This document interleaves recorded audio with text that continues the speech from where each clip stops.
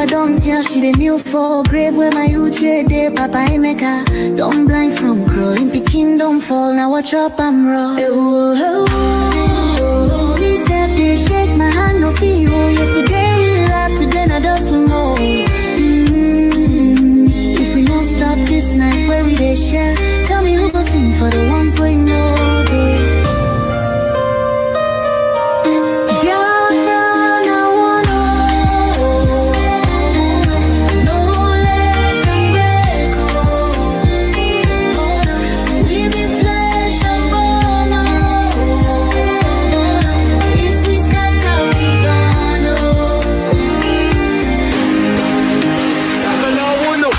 She need the voice from under the soil. Brother, no let my blood turn to oil. Little Ada they ask where my papa go. Her small hand they shake, she no sabi this woe.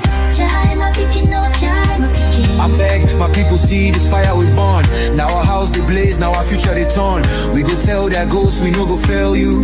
If we hold this love, their death go burn you. No, make we try yo. Back up in the day. I beg my people see this fire we burn. Now our house they blaze, now our future they turn. We go tell their ghosts we no go fail you. If we hold this love, their death go burn you.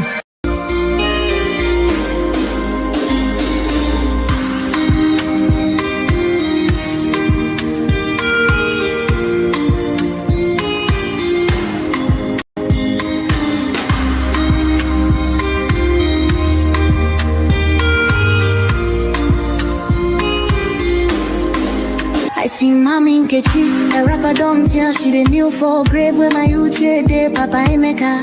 Don't blind from growing, Peking don't fall, now watch up I'm raw. Me self they shake my hand no feel. Yesterday we laughed, today I just more. If we don't stop this night where we they share, tell me who go sing for the ones we know they.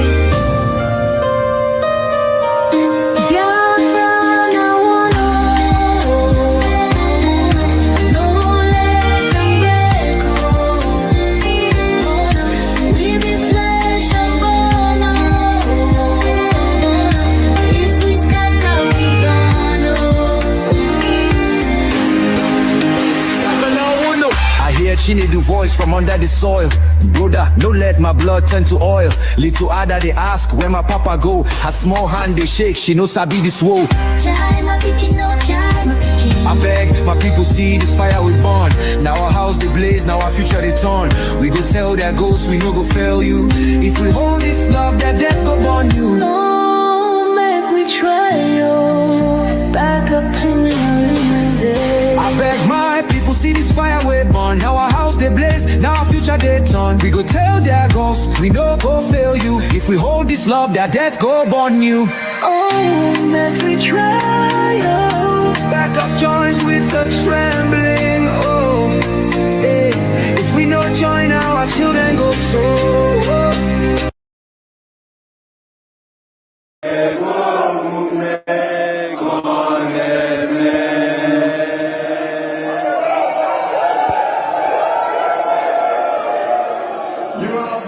Today, by the power confirmed on me as the Prime Minister of the Biafra Republic government in exile, and after you have voted for the open gate for the Biafra freedom, which is 100% vote, this charter has become a law, and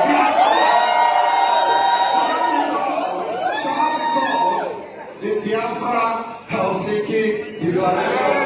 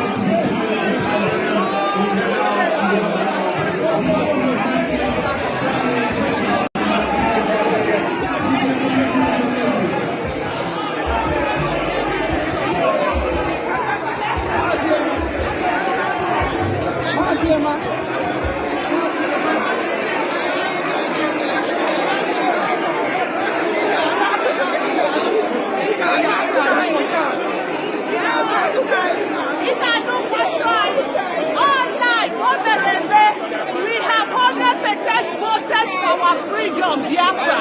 So whether you like it or not, we are today.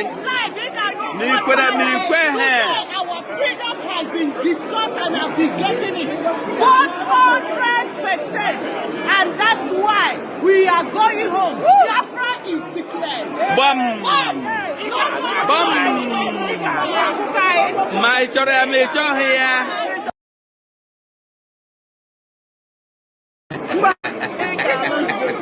Overlook now. He got no photo. Me kwere he get quereria.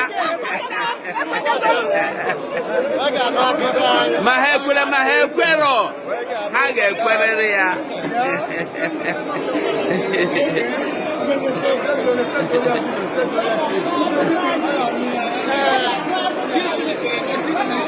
They must surely hear from us. What we are doing today is a historical event, which from the eternity, which can never be abolished. The land of Finland has given us that platform, which we have stand and build our the pillar of freedom of Biafra. We are the land of the future. Thank you for all your effort. Thank you. Let's go ahead.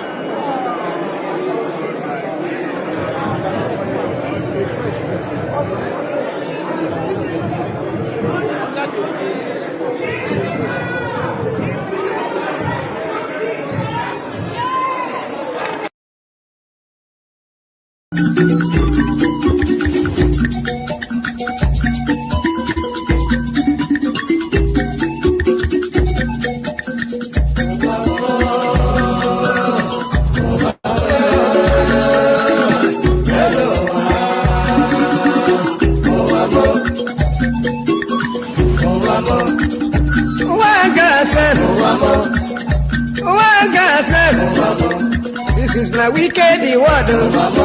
This is my confusion word. Listen to Palibran. I will be telling you a story about one lady girl. Pali they go to work. Pali they work for bank. Then I enter for motor. Wherever they go. Wherever they go, opposite Udi, but the right hand side, along Gusukudu Road, I see people run. I see people run. Then I ask the driver waiting they happen. The driver waiting they happen. The driver tell the funny boy, see no day for talk. See nothing for thought. It better you take your eye and see. Then I call the driver. The driver waiting. The driver waiting.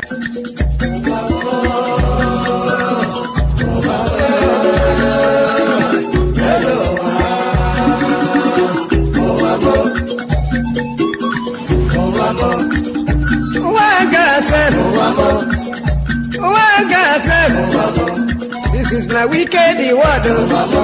This is not Confucian word. Listen to Palibran. I will be telling you a story about one lady girl. Pali they go to work. Pali they work for bank. Then I enter for motor. Driver they go. Opposite Udi. By the right hand side. Along Gusukudu Road. I see people run. I see people run. Then I ask them.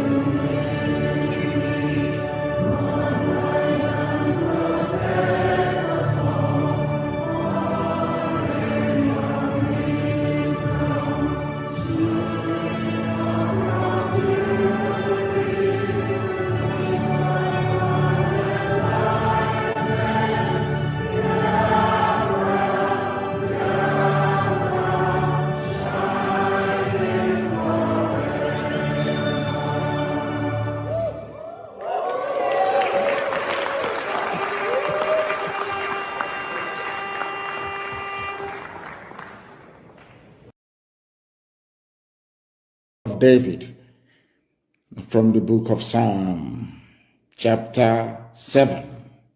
And I will pray in English because a lot of people are listening all over the world. I mean, a lot, millions are listening all over the world.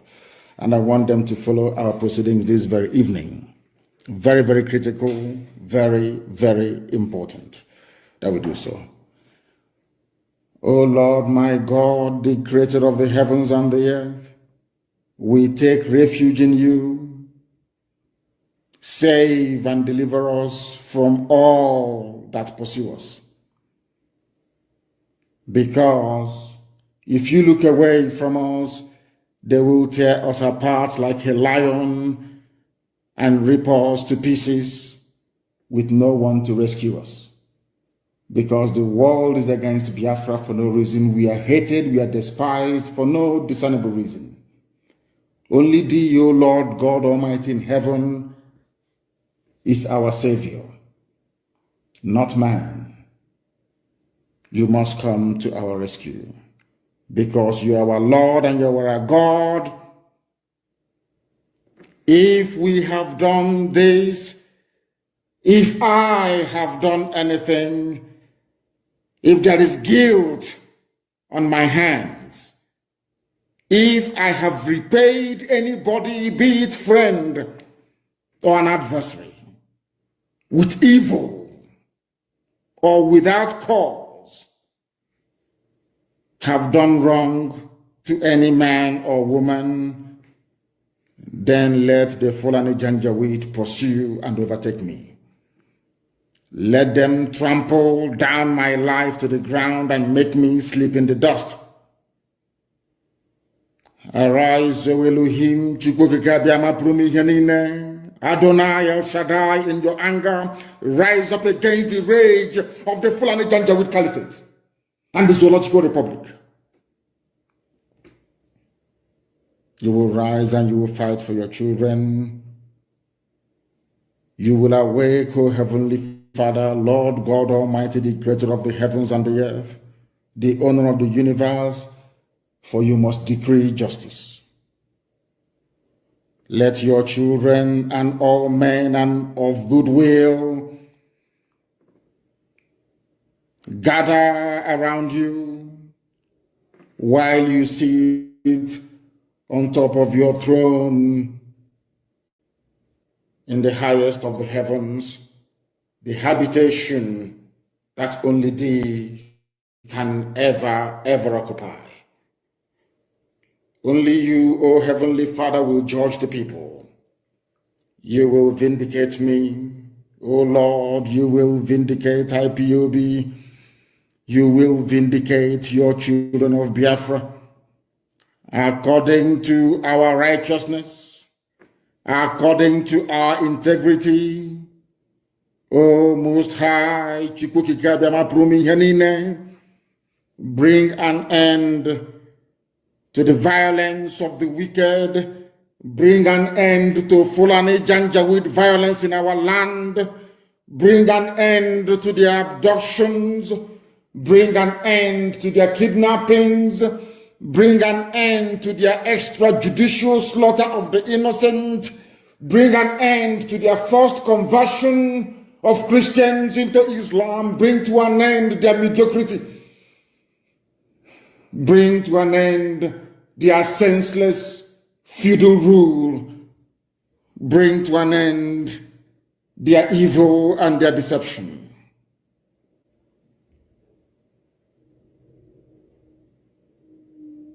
Come and secure the righteous, because only you, O God Almighty in heaven, can see in the dark. Only you know the hearts of men. You are our shield. We have nobody. Between 67 and 1970, the whole world ganged up and fought against your children. We did not steal anything from anybody. We did not go after anybody's possession nor inheritance. We were on our own in the land that you gave to our ancestors. They conspired, they connived, they colluded to kill us. Over 5 million people. We are dead at the end of it. You are our shield. We do not trust in any man or in any state. We trust only in thee, because you are God and you always save the upright at heart. Anybody whose heart is clean, O Heavenly Father, to those you do not abandon to their enemies. That is why you cannot abandon IPOB. That is why Biafra can never be abandoned. Because your words are yea and amen. You are God, you're not human. Facebook may have been bought over by Nigeria, and we pray that Twitter will not succumb to their threats and their violence. You are God and you are not pride and a just judge. But you are also a God that displays his wrath every blessed day. If Fulani Janjaweed do not relent in what they are doing, if the Fulani Caliphate continues to pursue this scorched earth policy of abductions and murder and mayhem, then you, O Lord God in heaven, you will sharpen your sword, you will bend and string your bow, you will prepare your deadly weapons, you will make ready your flaming arrows. Whoever is pregnant with evil conceives trouble and gives birth to disillusionment. That is what is happening in the zoo called Nigeria. Nigeria is pregnant with evil because it conceived trouble and it has now given birth to disillusionment. All the holes that the Fulani Janjaweed are digging for us into that pit, they are falling into one after the other. The trouble that they have caused will always rebound on them. Their violence will come down on their own heads. O Heavenly Father, for we shall give thee thanks always, all the days of our lives, because only thee is righteous. We shall sing songs of praise unto your holy name, O Most High. For as long as there is a child on this earth of Biafran descent and heritage, O Heavenly Father, we shall worship your name and your name alone, now and forevermore we pray. He said, that was our prayer this evening. We are now going to proceed without further hesitation to bring to you the gospel which I have been mandated by heaven to preach to the children of men. That are going to come. You know, Fulani has this very stupid and senseless pride in them. I know that their pride won't allow them, they must come. And remember, I will keep reminding you of this every blessed day. This Fulani army will die in Biafra land. They want to move them in. Maybe to start there, they are doing now is abduction. We are in the season of abduction. Very soon they will try their shoot at sight to see if it will work. But I'm not sure it is going to work for them again, considering that all the entire southern governors have now come together to issue a communique stating it very, very clearly that the way they have been handling things in the past hasn't moved the situation forward. Now what they're trying to do is to try to bring in a new measure. And I want to warn Fulani Janjaweed in Asarok, any measure you bring to our land, we're equal to it. Anything you bring, we are going to face you. You understand that very clearly. Okay? So it doesn't matter what the AIG does, what the IG does, and all these idiots. The more you move men down to the east, the more the north will be taken. But of course, I know it's all the part of the game plan. What they want to do is to emasculate, to intimidate. So we can become wretched, lily-livered cowards. We will now allow you to enter into our land or send us away from our land. We'll come maybe to IDP camps in Amazonia. But it's not going to happen, and you understand that very well. And as I told you, you will take the bait, you will come. We will lure you into our land, and your army will die there. And the places you left in the north, in Sharia, Core, Arewa North, will be taken over by terrorists and criminals that will never, ever, ever listen to any of you. These are the things you must understand. So we are ready for you. Anytime you want, you can bring the game on. We are waiting for you. But you can never, ever have it easy anymore. All that thing that people come out, you open fire anyhow. You know that if you open fire on the people, you will be confronted there and then immediately. And you are going to die sooner than later. You will also perish. So now you understand. It doesn't matter what you announce or what you're not announcing, but we are assuring you that you are not going to prevail nor succeed in intimidating the children of God into submission. It cannot happen. You can try that nonsense elsewhere. It will work for you. But you see, in the East, it can never ever work. Never ever work. Not today, not tomorrow, not ever. Because when tyranny, as somebody said, when tyranny becomes a law for the government, massive rebellion becomes a mandate for the people. Because you cannot keep pushing us to the wall all the time, pushing us to the limit, massacring innocent civilians over and over and over again, and you don't expect them to fight back. You must be foolish. I want to remind all the intellectuals and sophisticated morons, all of them, go back a few years ago. The slaughter, the killing of IPOB family members, peaceful protesters, Shia protesters, NSAS. Every time army and police will come, they open fire. None of you will talk. But now in our land, they are always looking behind their backs. They don't know where death is coming from. Because I assure them, they are all going to perish. The people telling you that they have a plan to secure the East, Southeast and South-South, according to them. Armed robbers invaded Asarok. So we are led to believe. Only under this regime, something unheard of in the whole world. It's never been, I don't know where these Nigerians, I don't know who gave them their brain. Maybe it was picked from the dustbin. I have no idea. Some of you may have dismissed this issue of armed robbery in Asarok. But I want you to understand something. It's never happened anywhere before in the history of the world or modern governance. Never ever happened before. They said they ransacked the chief of staff home, Ibrahim Gambari, and Abubakar Kanu, and they stole valuable assets. That is how corrupt the Fulani people are. I told you before that is something the Fulani they have perfected over the years. When they finish draining any particular department of parastatal dry, they set it alight to destroy every incriminating evidence. I am sure that whatever they may have stolen from the homes of Ibrahim Gambari and this Abubakar Kanu could be financial instruments worth billions of dollars belonging to the people.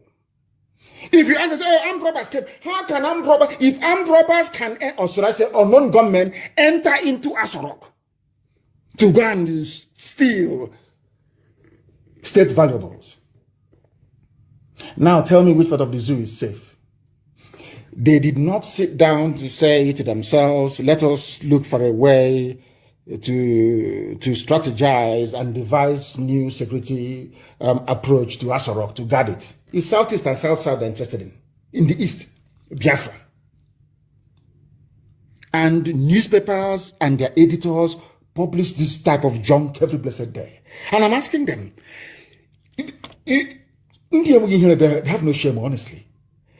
Armed robbers came to the seat of government to steal and walked away free.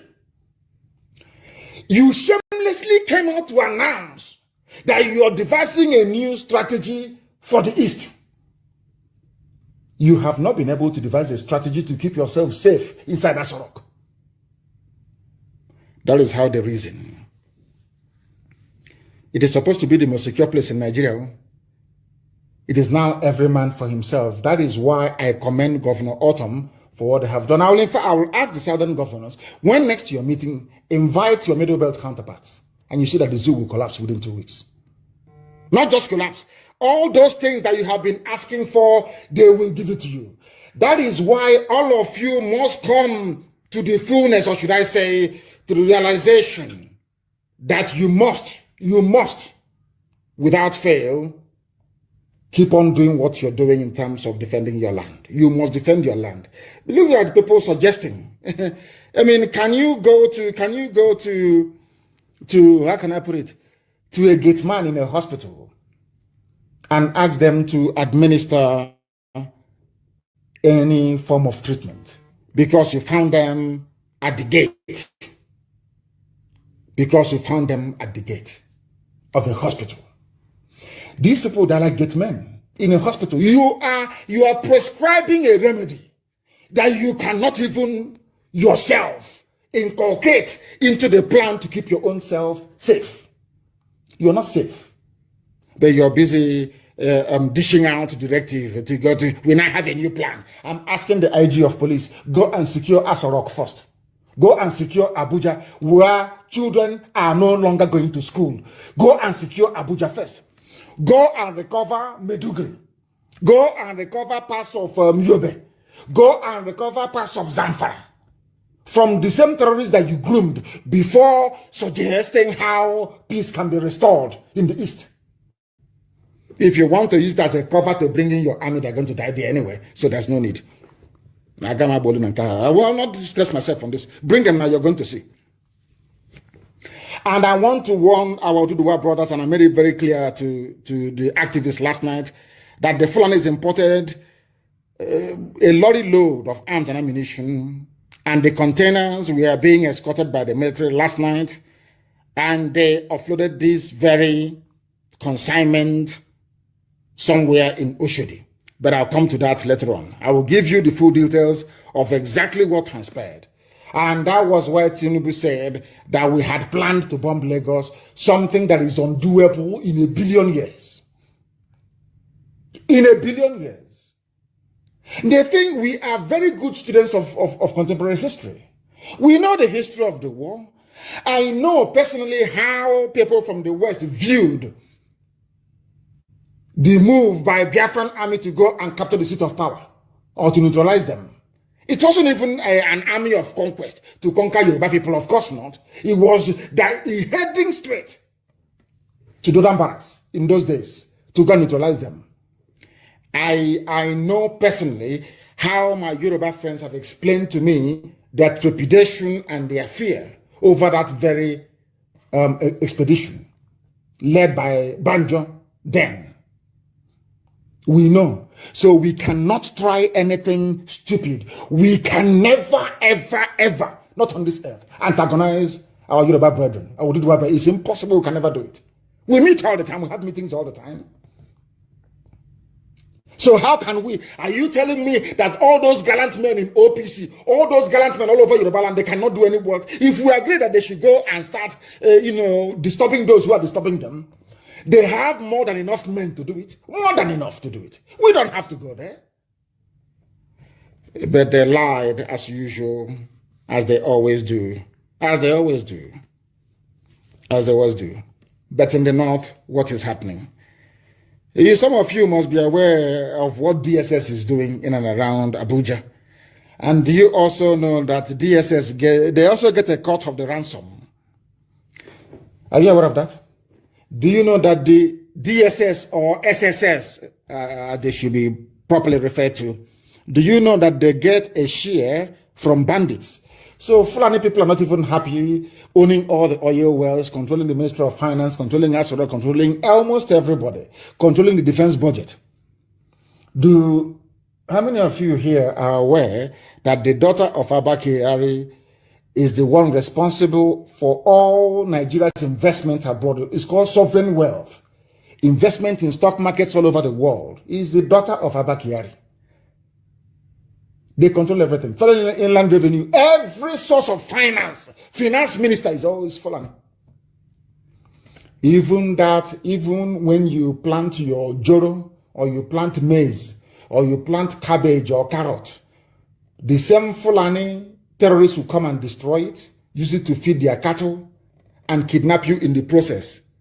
Even that little money you have made by selling maize or yam or cabbage or watermelon, you now use it to pay the same Fulani to release your child, release your father, or release your mother back to you safely. Do you see what is happening? And you'll be astonished. I don't know why the mainstream media in the zoo doesn't want to give this very particular piece of news the coverage that it deserves. How we receive weapons from DSS agents and share the gains by Fulani bandits, Fulani terrorists. DSS that is busy abducting people. Oh, they want us to go into kidnapping and armed robbery as well. That's what they want. So we can start sharing the money. Okay, that's what they're looking for. They are, as I'm speaking to them, they are now in Aba and everywhere, claiming they are implementing security strategy. But the same DSS, I don't know why their National Assembly, I have no idea why these people should not be investigated, prosecuted, and shut down. DSS. Instead of contributing to making your lives as safe as it can be within the contraption, they are making it worse. I'll read it for you. They told a German television, Deutsche Welle, in a recent report that they borrow money from DSS agents. And who are the people in charge of DSS? Fulani. Who are the people borrowing guns and ammunition from DSS? Fulani terrorists. That is why the South must understand they are all in this whole thing together. They're all in it together. As the security is worsening in Nigeria, armed bandits terrorizing different parts of the country have made a startling revelation to the German, I think it is the flagship media in Germany, Deutsche Welle, that they have been receiving weapons from operatives of DSS. You see their DSS, you see them with their uniform DSS. They are worse than bandits. These are hardened criminals, and none of them are fallen. Very, very sadly. The criminals told Deutsche Welle in a recent report that they borrow weapons from the state agents and then go to work to share the ill-gotten gains together. They go, you pay ransom, they go to school. Now I know the reason why they keep sending that terrorist Sheikh Gumi to go and negotiate. They know where they are. DSS will not go and get them or mount a rescue operation to release those who have been kidnapped. Instead, they are waiting for you to pay the ransom. They will tell Sheikh Gumi, tell them to pay, tell them to pay. It's dicey. Operationally, it's not difficult. The terrain is, there is a valley, there is a hill. Talking rubbish. Then you give that 100 million naira ransom to the bandits. DSS will collect their own cut. Maybe take their guns or say, oh, boys, well done. In the same one Nigeria. In the same one Nigeria. Now the world knows because Deutsche Welle carried it. That thing we have been saying for years that all the Fulani cabal that are in it together, every Fulani person in any sensible position in government is part of this very grand conspiracy to overwhelm all of you. If you don't submit to their will, willingly, they will use every tactics, including terror, to get it from you. Now the whole world knows, including the government of the USA, the EU, the UK, Japan, Russia, China, everyone now is fully aware of the fact that Nigerian security forces are the ones fueling insecurity for financial benefits. It is here in the news. Go and Google it, it is very clear. Insecurity, how we receive weapons from DSS agents and share the gains. These are Fulani people, perhaps from Timbuktu, telling Deutsche Welle. And all of you are there shouting one Nigeria, making the Janjaweed feel that you need them, whereas they are the ones that need us to survive. I have asked you this thing before. Go and read the amalgamation document. Lugard made it very, very clear. The reason why we are amalgamating the North and the South is because the North is poor. They have nothing. Till today, they still have nothing. These are the things you must bear in mind. The time we are live and direct for those who are peddling, I'll come to that thief who Bola made it later on, to those writing junk that Interpol is looking for Nnamdi Kanu. He fled from London. The time now is 7:55 live. Interpol. We are encouraging everybody who is backsliding to wake up. Wake up. Izombe, thank you very much. Izombe bombing. Izombe killing. You must understand the reason why the sit at home must continue, whether they like it or not, until they treat us the way they are treating the people in the North. Let us crash the economy. Anything you can do to crash this economy of Nigeria, bring it down until they begin to treat us the way they are treating Boko Haram. And we are not Boko Haram, and we are not terrorists. We are fighting for freedom, and our fight is legal. Under international law, under Africa Charter for Human and People's Rights. So, under which law are these Boko Haram fighting? Can they tell us? Can they tell us? Under which law? What is the under which law they are fighting?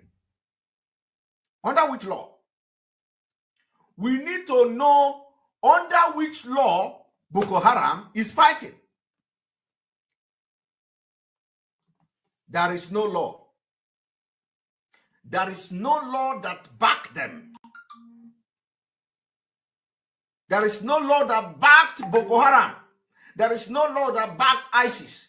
They have no backing, they have no legal backing whatsoever. But we do. We are fighting for self-determination. And this first self-determination to protect our land against foreign invaders, the law gives us right to use arms. Are you aware of that? And we are not even yet using the arms. The law gave us right under Article 21, under Article 20, 21 of the African Human and People's Right, African Charter of Human and People's Rights, gave us right to use arms, because what the word of that particular article say is that liberation force. Liberation force to fight against foreign domination. Foreign domination. What we are witnessing in Nigeria today is foreign domination. It is a complete foreign domination, Fulani and non-Nigerians. So it falls under that law. That is why, you see, if left for me, believe me, by now, Nigeria will be on fire. Nigeria will be, because these people, you don't treat them with kid glove. You don't treat them with pure water. You don't treat them with cold water. We need to put the Nigeria on fire to liberate ourselves. Look at Ethiopia. What is happening there? You know, when we are saying this thing, people are, you know, look at Ethiopia. Go to Ethiopia. Go and search news. Go and read the news in Ethiopia. What is going on there? We don't continue to romance these things. Romance these things. Insulting us, cajoling us, you know, treating us anyhow. You can imagine when they come, when you have set a precedent, they are now accusing us that our elders are setting a very bad precedent. So I want to prove this video for you to understand what has been going on. This has been going on since 2015. Only once, our elders went to Abuja. It becomes problem to the north. Only once. Just for Nnamdi Kanu, it becomes a problem to them. They are organizing press conference. They are castigating it. They are saying the Igbos want a tribal war. They are saying the Igbos want to destroy Nigeria. They are saying, for only one time, we ask for favor. That is not even a favor in the Bible, you know, by the way. It is not even a favor. If we want to ask for favor, we would want Dumeme, the kidnapper, released. It is part of it. Because he committed crime. Dumeme, what is the name? The kidnapper. Evans. The kidnapper. In fact, left for me, I would go for his release. I would fight and say, let them release him, because if they can release Boko Haram, who have killed thousands of people, why can't they release the Dumeme? For us, he's our criminal. He is our own criminal. Evans. Why can't they release Evans? They sentence Evans to death by hanging.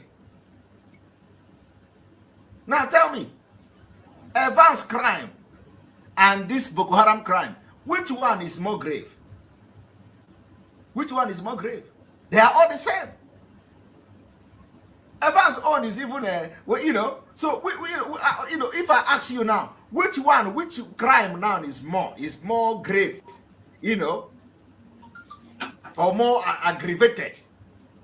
Which one is more aggravated? Is it Wadume? Is it Evans? Is it Boko Haram? But we have not heard about Wadume. Wadume has not been sentenced to life imprisonment or by hanging. But Evans already collected his own verdict. So if we are going for Evans now, they will say we are looking for favor. But Nnamdi Kanu, we are not looking for favor. It is not a favor. Because you cannot sentence Nnamdi Kanu under Nigeria law. It is impossible. So the only thing we are asking now is that don't waste time. Because at the end of the day, you are still going to release him. That is just Nnamdi Kanu. What we are asking is that there is no need to waste time, you know, holding Mazi Nnamdi Kanu, because you cannot sentence him, you cannot convict him anyway. Like the one we saw was Wazirike people, 15 good years. 15 good years. At the end of the day, they acquitted them. Because you can't convict anybody under Nigerian law for self-determination. You can't. So the only thing they will do is to delay and adjourn and adjourn and adjourn. Just what they are doing to Mazi Nnamdi Kanu now. Adjourn case till January, adjourn case till that day. And now he has spent 4 months, more than 4 months. No trial. More than 4 months. No trial. And upon that, they committed crime against Mazi Nnamdi Kanu. They tortured him. It's a crime punishable under international law. They committed extraordinary rendition. Kidnapping by the state is a very serious crime under international law. And we're going to sue a hell out of them already. That one is going on already. So we are not actually asking for favor to release Mazi Nnamdi Kanu. But if we go for advance, that is where we were going to look for favor, because he committed the crime. But the question now is, what about those, even the kidnappers, Fulani kidnappers that are, you know, how many of them have been sentenced? None. Every day they are kidnapping and abducting people in Abuja as Kaduna Expressway. Nobody they have never arrested anybody. Tomorrow you hear they are bombing there. Tomorrow, because before they go there to bomb there, they gave them information, they all disappeared. We know the game.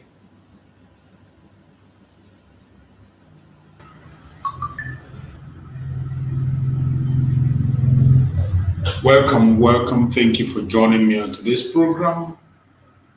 I welcome everyone that has connected wherever you are connecting from. If you are joining us from Biafra land, you are joining us from Asia, from Europe, from America, from Australia, from Canada, from New Zealand, wherever you are joining us from, I welcome you to this program and I wish you all a very happy weekend. It's another weekend on the quest for Biafra, and I welcome everyone. Happy weekend to you all wherever you are. I wish you a very wonderful weekend as always. Continue to be strong, continue to be steadfast, never lose your guard. No matter what you see that looks like discouragement, don't give up. We can do it. Yes, we can. No matter how difficult or how challenging it is, I still believe that we can make it. I know that I can make it. I know that you can make it. We can all stand and defeat these challenges ahead of us. They have unleashed all manner of attacks. The attack is so huge. When you look at your left, you see it. You look at your right, you see it. The challenges are even in our private lives and everywhere. There is so much. Everywhere you turn, you see attack. But are we going to run away because of that? Never, ever. And I have some Bogu Agog. So we will continue to do our own part, whatever we can do to make our voice heard, we will continue to do. Whatever we will say to make sure that we are heard, we will continue to say. No matter how they try to cage us, the attack is coming from all corners. Even from your fellow Biafrans. We are being attacked by our fellow Biafrans, more especially in our platforms. In my platform, I know the kind of attack I'm getting. If not for the grace of Chukwu Okike, maybe this platform would not be here. They are trying everything possible to bring down this platform. those who do not want us to succeed, the enemies of Biafra, including some people who claim to be friends of Biafra, your fellow agitators, our fellow Biafrans. They are part of the attack on our platform.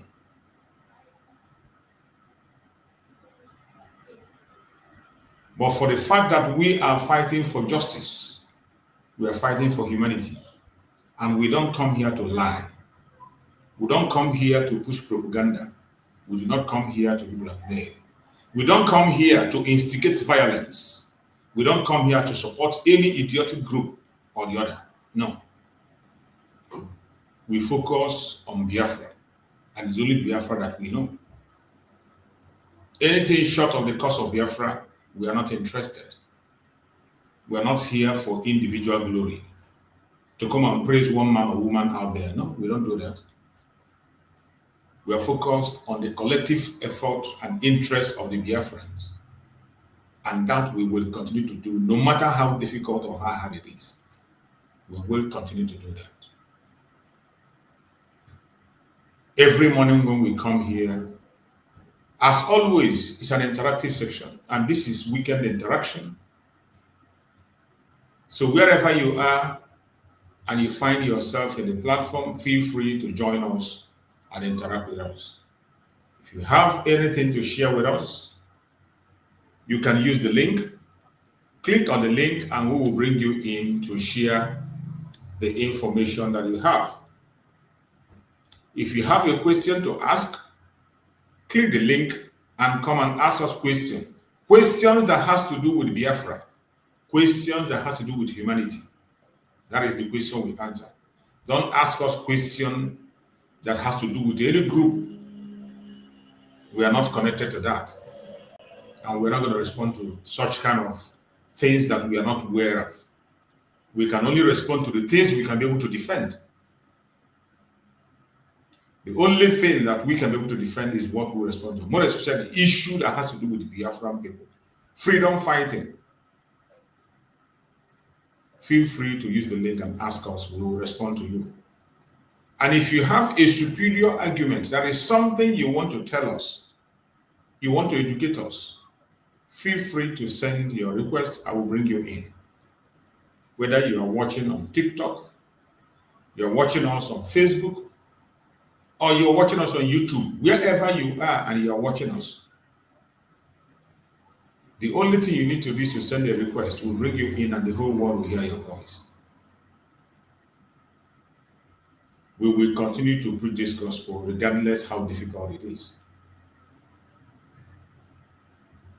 As in God is seeking called baby. Oh God is seeking called baby. When you think that all hope is lost, watch out. Chukwu Okike Abiyama is going to send a deliverer. Whenever you think that all hope is lost, believe in Chukwu Okike Abiyama. After you have done everything you were supposed to do as human, after you have exhausted all your effort, put your trust on God. And only then and then, He's going to appear. And that is how miracle happens. Miracle cannot happen without you doing something. You must do your own part. In every miracle, there is a role you must play for miracle to happen. There is a role you must play. There must be a need. There must be something. So, our own duty today is to continue to do our own part and make sure that when that time comes, we will not be found wanting. You never know when it's going to happen. As I have always said, it takes only one man to change our situation. And we believe that that one man is out there, waiting to be awakened. And that is why we are doing everything we can to reach out to that man. It takes only one man to press that button. I believe there are good people out there. There are wonderful people out there. In all countries of the world, there are men of integrity. in all countries of the world. Even among the Janjaweed, there are good ones. There are good men everywhere, in the United States, in the UK, in France. In all the most dangerous and deadly groups you know about, there are good people out there that Chukwu Okike Abiyama can use when the time comes to perform that miracle. The only thing we need to do is to be consistent in whatever we are doing. Just be consistent. Ignore all the attack, ignore all the deception, ignore all the confusion, ignore all the distraction, and focus. At the end of the day, you'll be glad you did. And here are we today. It is weekend. And the topic we want to treat today is a topic that says, the great Igbo betrayal. Ohaneze politicians. And the death of true representation. The great Igbo betrayal. Ohaneze, politicians, and the death of true representation. That is the topic we are going to discuss today. And we are going to dig deep, as we always do. Wherever you are, and you are able to make it to this program, thank Chukwu Okike Abiyama that you did. Because the enemies we are fighting are trying everything they can to see that we lose certain information. So as much as you can, grab the information when it comes. Grab it when it comes. It will not always come. We will never give up. The great Igbo betrayal. Ohaneze, politicians, and the death of true representation.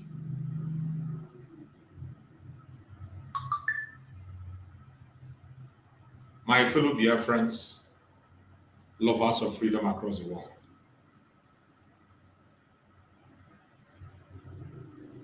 I want every one of us to pay attention. We have ignored so many things for a long time.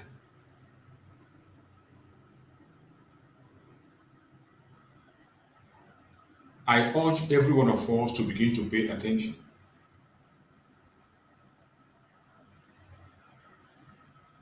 Because a lot is happening. And many are going to happen in time to come.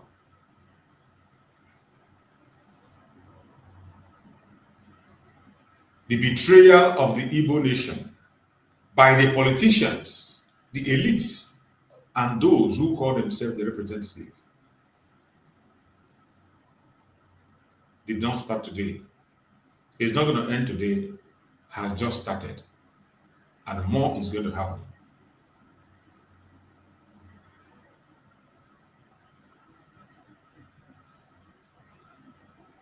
Today we strip away the polite words.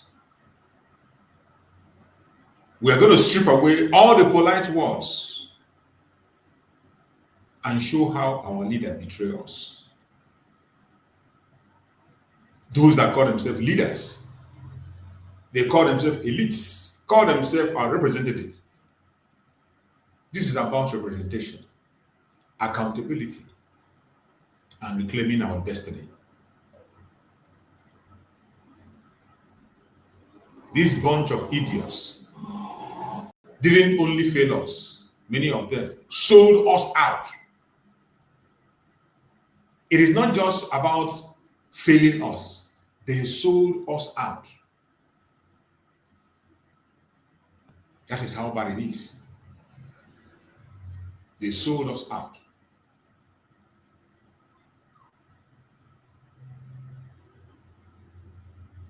Every one of us knows that representation should mean protecting people's rights, security, and dignity. That is what representation is all about. in politics. In politics, representation simply means protecting the people's rights, security, and dignity. When representation dies, the people lose voice, protection, and future. That is the case of Biafra land. We have lost voice. We have lost protection. And we have no future in that contraption called Nigeria. We have lost voice. That is why today, the only voice that can stand out and call for the release of Nnamdi Ndigbo is a voice from outside. What a shame. We have lost voice. Finland is holding our Prime Minister, Simon Ekpa, and all we can do is to sit back and watch. We have lost protection. Biafrans are attacked every day. Lives are being lost, even as we speak. Innocent children are made orphans. Women are made widows. Men are made widowers. People are being abducted daily without anybody giving them protection. Our children has no future anymore, no matter how we try.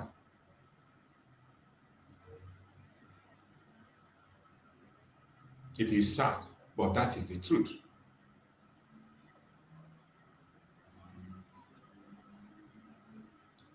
We have no representation. That is why today, after the court has set Nnamdi Ndigbo free, yet the lawyers continue to battle in the court. We have no representation. That is why today, the media, even when the court has said that Nnamdi Ndigbo did not jump bail, they are still talking about him jumping bail. He's still being misrepresented. Even when they know that Nnamdi Ndigbo was extraordinary rendition, they continue to push it because we have no representation. The media lied against our Prime Minister, Simon Ekpa, and they said he claimed to be, that he said he is not a Biafran agitator, that he is a content creator. Because we have no representation, they pushed that, and some people bought into it.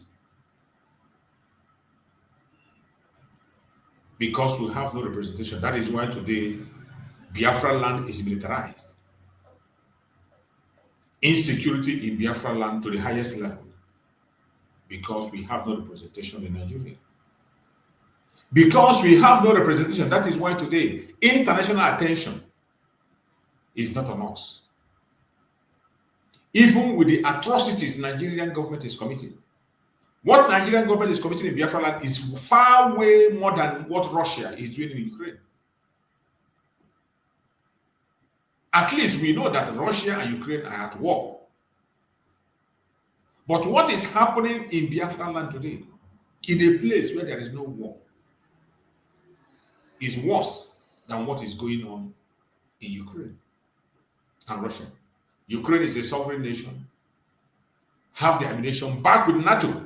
So it's a war between NATO and Russia. You cannot compare it with us, who our land has been occupied. We have no arms and ammunition, we have no sponsor, no support anywhere. Just like in 1967, when we fought against the war, the same thing is still going on today. They are destroying lives, right, left, and center in Biafra land.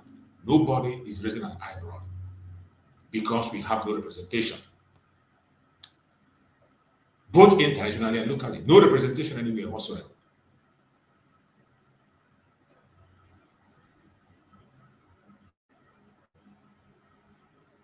Every one of us should know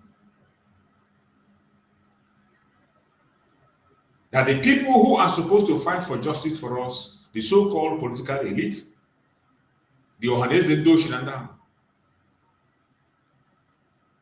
They are just there to continue to destroy our image, to continue to sell us out, to continue to be there for their own personal interests. It is sad. A body like Ohaneze Ndigbo, you can see what they are doing and what they have been doing. They are never there for the interest of the people. Whenever there is a project that is against the people, they support it. When there is a project that is in favor of the people, they will not support it. Whenever there is a project against their own brother and their sister, they support it. But when it is not against them, they will not support it. That is why today bandits in the north are getting negotiation. Why the northern governors, why the Mieti Allah are negotiating with bandits, organizing and standing for the bandits for negotiation. These are terrorists. Their people are standing for them for negotiation. But in the case of Biafra, the Ohaneze Ndigbo are putting ransom on the head of their own to be kidnapped. Ohaneze Ndigbo came in public and put ransom on our Prime Minister, Mazi Samaniba. Second, they came back and increased it as if it wasn't enough. They came back and increased the ransom just to show you that it wasn't a mistake. They know what they were doing. Today, these same people helped to sponsor the kidnapping of Mazi Nnamdi from Kenya. Here are we today talking about the freedom of Mazi Nnamdi. Even when an outsider made a call, they are not buying it. They are not buying it. For how long are we going to continue to listen to this bunch of criminals and tolerate them? These people who claim to be representatives, how long shall we continue to pay attention and tolerate their madness?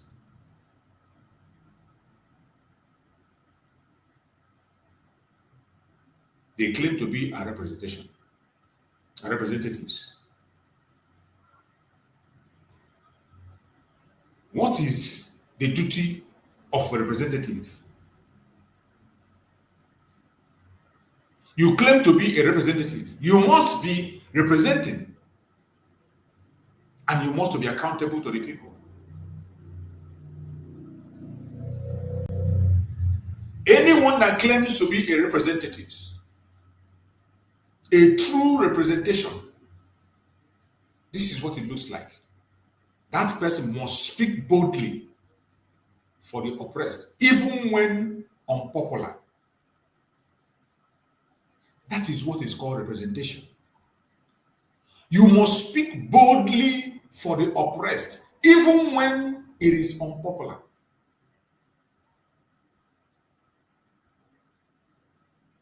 Today, the representative we have today is Omoyele Sowore. You can take it to the bank. The only representation that Mazi Nnamdi have today, Biafran people, the Igbo people have in Nigeria today, is representation coming from Omoyele Sowore, somebody who is not even a Biafran, not even an Igbo person. And he chose that unpopular side, calling for the raise of Mazi Nnamdi for somebody who is a politician is unpopular. It is going to affect your career. It is going to affect your pursuit. They will come after you. The West will even come after you. But yes, you chose it. That is what is called representation. So, the only man today representing the Igbo people is Omoyele Sowore. Take it to the bank. In Nigeria, I'm talking about Nigeria. In Nigeria today, the only man representing the Igbos is Omoyele Sowore.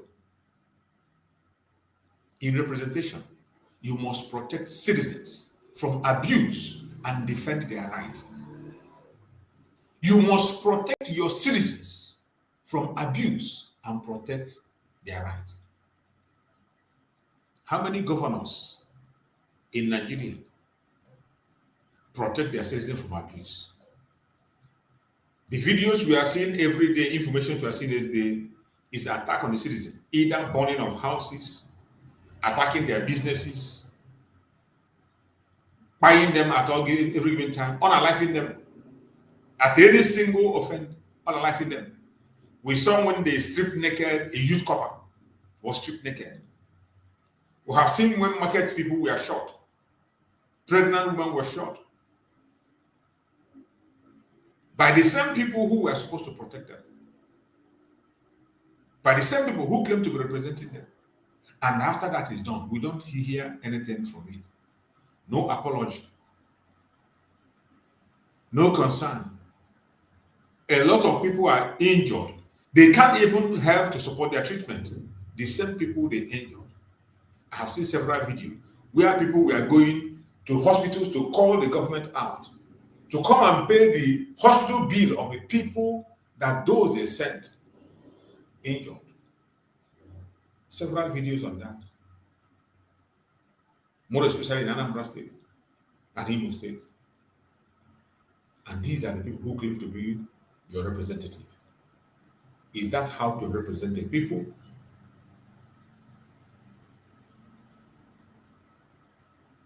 A representative must protect citizens from abuse and defend their rights. A representative must act transparently. You must be transparent. Not for private gain. It must not be for your own personal private gain.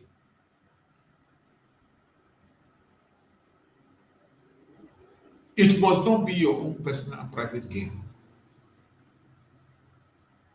Your representation must be transparent. Tell me, who among these people who claim to be your representative is transparent? Every single one of them from A to Z, none excluded. None of them is transparent. None of them, not a single one is transparent.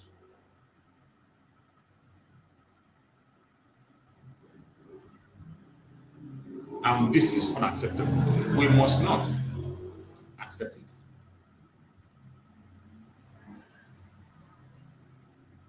There are many signs of betrayal. Among the Igbo politicians, the Igbo elites, many signs of betrayal that are very clear that you can't run away from. One of those signs are public silence on arrests, detention, and violations. When you see that something is going wrong and you keep silence. We have seen several arrests of innocent Biafrans on different occasions, not because they committed a crime, only because they are seen as Biafrans. They are arrested. Biafrans are detained. Nobody is talking. Just like the news that is flying around that just came out, people who were detained in Igbo, they did not commit any crime. We can send them to North to be detained in the North, and somebody discovered them and brought out the video. You know how many years ago the attack on Igbo happened? Attack on Igbo and innocent Biafrans. The only crime they committed was that these people were Igbo Biafrans. They are Igbo. That was their crime. And they were detained and thrown to the northern part of Nigeria, and they are still there in detention. And everybody is silent. Violations. Look at the violations we are seeing on the cases of Nnamdi Kanu. Look at the violation on the case of Mazi Simon. They don't care. Even when an outsider came and called them out, they paid no attention. These are the signs of heavy betrayal. Heavy betrayal. Another sign is private bargaining and deals that protect elites over people. That is what we see in the Biafra land. Private bargaining and deals that protect elites over the people. Every single thing they do is they go privately to discuss on their own. Just like some of them that show record, we are telling him to come private. Why should you go public? So that they can go privately and bargain for themselves, seek for conditions on how to make you remain silent and never speak. All these are signs of heavy betrayals in Biafra that we are seeing every blessed day.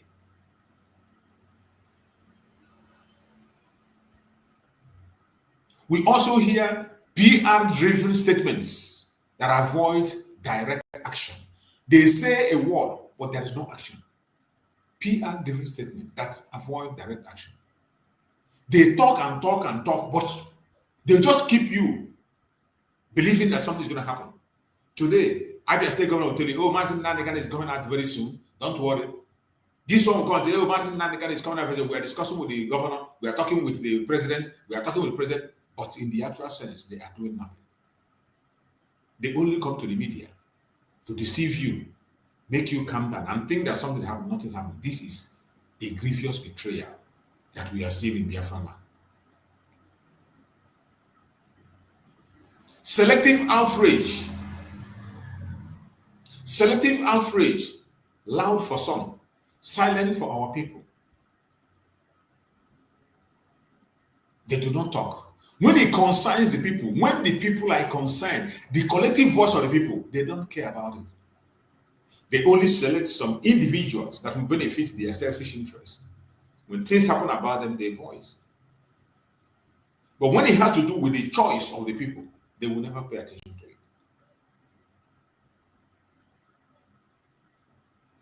It is sad. When you look at the behavior of the politicians in Biafra land, all these factors are present in it. All these factors are present there, and that shows that these people, they are not there for you. They are not there for me. And it's high time we walk away from this contraption called the Zoological Republic. It is not going to do us any good. It has never done us any good, and will never do us any good.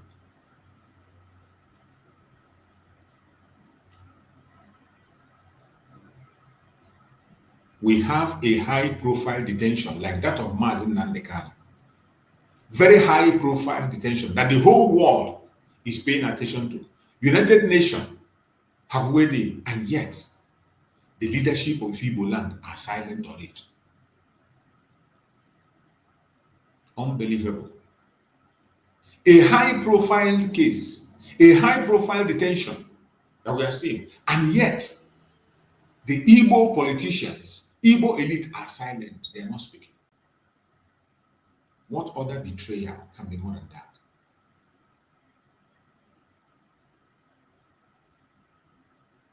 Those that speak have spoken. We haven't seen any action. No action whatsoever. No pressure applied.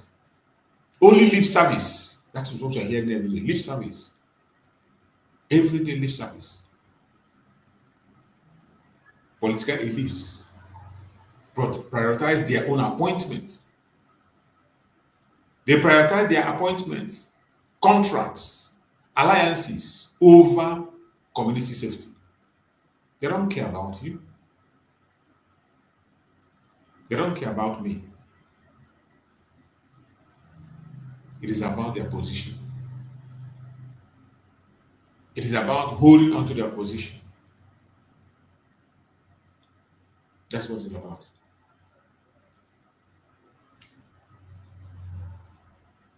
Every one of us, it is high time we wake up. And we should not allow these people to continue to hold sway and take decisions on the issues that has to do with every one of us. Because we're going to pay a very heavy price. A heavy price is going to be paid. Just as we speak, there is no more trust. In any one of them, any institution in Biafra land, there's no more trust. Any institution that has to do with Igbos, no trust.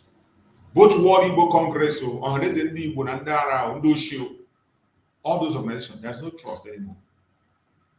We can't trust any one of them. And the youths have lost faith in anything called political solution, because those who are going to be in the front line of that political solution are a bunch of idiots. These are the people that are making sure that we don't survive. How then do you think that they can go and negotiate something that will favor you? Never. They will never negotiate anything that will favor you. That is why political solution is dead in arrival.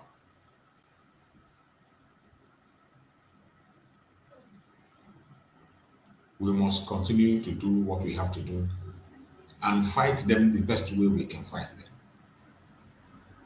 They have made us very vulnerable to oppression and propaganda. The so-called elites have made us very, very vulnerable to oppression and propaganda because of their wickedness, because of their pursuit for personal interests. And how long shall we continue to tolerate that?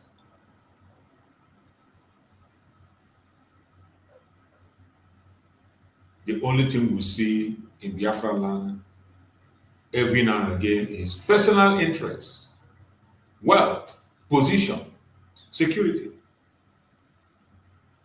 Personal interests. They pursue just for their personal interests. They acquire as much as they can. They want to take any position at any cost. At any cost. They are willing to sacrifice anything to get a position.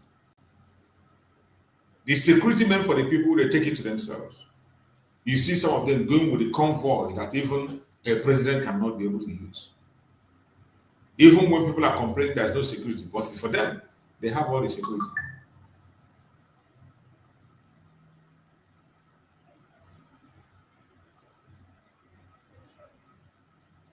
We must continue to checkmate these people.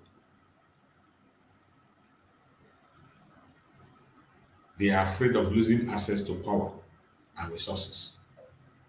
And for that, they can sacrifice anything. They are so much afraid of losing access to power.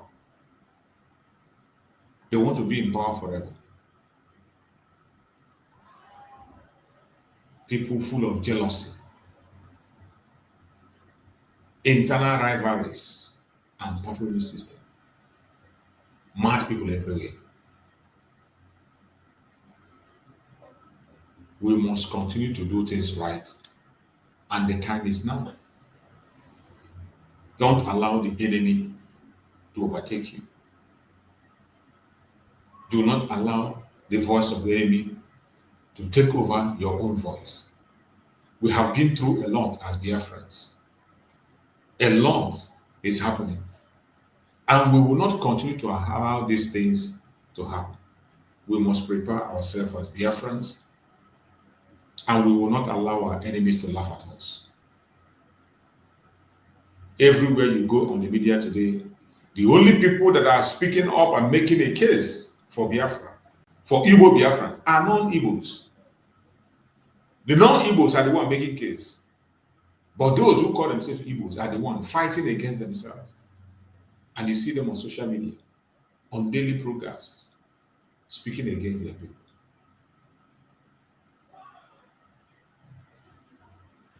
It is sad. But that is the harsh truth of today. That is the harsh truth of today. We must not allow the enemies to take our land. We must not allow the enemies to take our land. It is high time we rise up and fight this battle once and for all.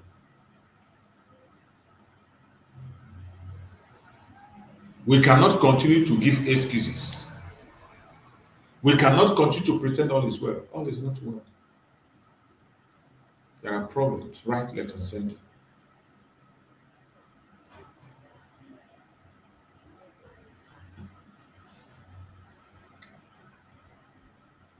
No, problem is everywhere. And there's no way you can run away from it.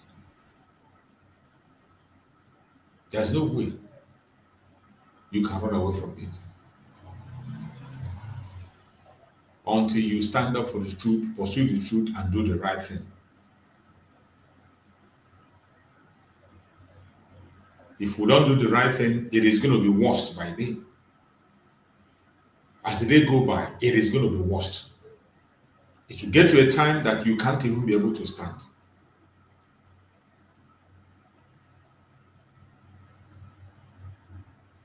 Our quest for Biafra is our right that we can't throw away.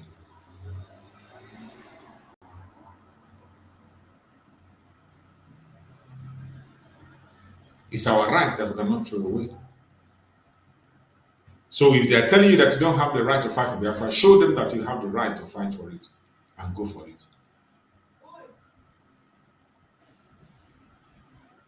Do not relent. We don't have any representation in Nigeria. And Mazi Nnamdi made it clear. That is why he is doing what he is doing. That is why he is speaking for all of us. That is why he's been detained today. Because he has refused to give in to the lies of the enemy.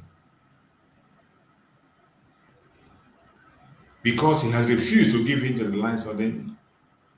That is why they are holding him today. I want you to hear this from Mazi Nnamdi. Fighting the struggle to have independence for Biafra. We are fighting for independence, not fighting physically with guns and bullets. We are fighting in terms of our agitation. We are fighting in terms of our belief. We're fighting in terms of our consistency to ensure that we are free. Because we're not free. As a free people, we can afford to make life better for our people. Right now, we can't do that because of how Nigeria is structured and because of the very flawed foundations upon which Nigeria rests. You called for a referendum latest this year, November, you said, I think. Yes. If that doesn't happen, what's the way forward? Because the way it looks like the government will definitely not agree to that. Then there'll be no elections in Biafra land. No more elections here. They can put whoever they like in office. They can do whatever they like with their political positions.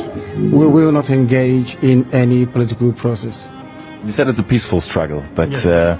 There are some videos of you appearing in the past, especially abroad, in particular in one conference in the US, where you said you need weapons to defend yourself, you need guns and ammunition. How can we understand that in the context that you're saying it's a peaceful struggle? I'm sure you've heard about the Fulani headsmen killing people all over the place. Have you heard about it? Of course. Exactly. So how do you intend to defend yourself against Fulani headsmen without guns and bullets? They've been killing our people, raping our women, destroying crops in the farms, and no one does anything about it. Is that how human beings are supposed to live? So, and you have the right to arm yourself and defend yourself with arms in that context? Self-defense is recognized even by all the known laws of the UN. Is that not correct? We have the right. If somebody were to barge into this very interview now wielding a machete or an AK-47, are you suggesting we should let them get away with it? You were detained for almost 2 years, from 2015 on, and actually there was no trial. No trial ever happened, and despite several court rulings that said you were supposed to be released, you were not released. Yes. Do you think you were treated in a fair way by the government? Or rather also by the justice system? No, not fairly, because Nigeria is not a civilized country. People behave like animals. They are not reasonable enough. They're not disciplined enough. They are not mentally developed enough to run a transparent civil society. For them, they have a feudal mindset where you have the ruling class and, a multitude of poverty-stricken people who never utters any word in rebellion or to even ask questions about their plight. That is one thing we are determined to challenge. Don't you think you insult a lot of Nigerians with that? I'm being very kind, to be honest. I could have used far more harsher words to describe them. I'm being very kind. So generally you don't think very positive of your countrymen then, obviously? They are not... When you say positive, no, as individuals, perhaps there are a few good people amongst them. But as a collective, this is an absolute mess. And you can see for yourself. You need to go through the roads and see how horrible they are. Do you see how unkempt everywhere is? How filthy and dirty everywhere is? That is the product of a Nigerian system that is uniquely backwards, even by the very third world standards of Black Africa. That's the fact, and people must face up to it. Well, I traveled in the north quite extensively, and I went to very remote areas sometimes where you would still find Igbo people living there, peaceful together with communities in the north. Don't you sometimes think that you might endanger their peaceful coexistence with the communities there, that they might get into trouble with that? So if they're living so peacefully together, or cohabiting so peacefully as you put it, how come you hear about all those uprisings in the north where southern Christians are being slaughtered and nothing gets done about it? Are you telling me that that is normal? People are in the north out of a dire need, necessity more or less, to try and survive, because here the entire production process has been emasculated by people and policies that are geared towards ensuring that our people exist in perpetual state of poverty, and that is unacceptable to us. What we're asking the world to recognize is that we want to live in peace, not in pieces. We want to live in peace just to allow us to be. Allow Biafra to exist. We were existing before the British came. Just allow us to go back to, what we were before. No African came to Europe to create countries. So for somebody to just come in here and say, you, from today your name is Nigeria, is simply laughable. For those who do not know what representation is, you just saw what Nnamdi was doing there. That is what is called representation. Putting our case before the whole world with reasons, facts, and figures. That is what representation should be. Not what we have today for the politicians. What Nnamdi is doing is what they are supposed to do. But none of them is bold enough to take that bull by the horn. Instead, this is what we hear. Diplomacy requires silence. Silence? When they tell you that diplomacy requires silence, you do it silently. Just watch out. That their silence will result to inaction. Inaction, that is what you're going to see. Then you will never see any accountability. You will not see any accountability. The next thing you hear from them is, oh, we are negotiating behind scene. We are negotiating behind the scene. We are negotiating behind the scene. That is the language you hear from these people who claim to represent you. They will tell you, oh, diplomacy requires silence. We are negotiating behind scene. You are negotiating behind scene and you are not transparent. You are not transparent. You cannot even come and give us the outcome of what you have done in the secret. That is their common language. Oh, do you know what they are doing behind the scene? Some of us idiotically will come and defend this nonsense. Somebody will tell you, do you know what they are doing on the ground? Do you know what they are doing behind the scene? Do you know that they are doing nothing? Anybody that is fond of saying that is nothing but a deceiver.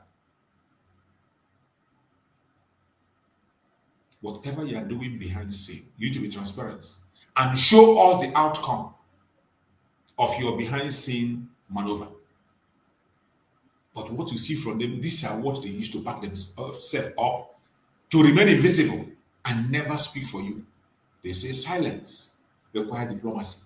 Oh, we are working behind the scene.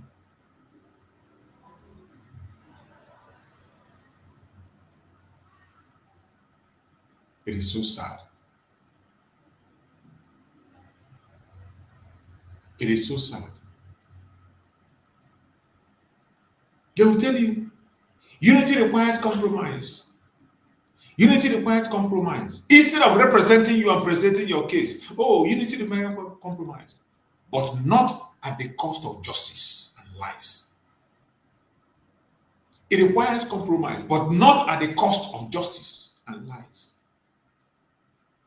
But these are the excuses they use for you. And some of us buy into it.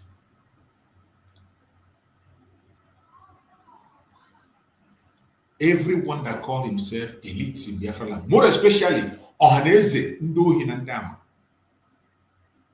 Ohaneze Ndigbo, we must continue to hold them accountable.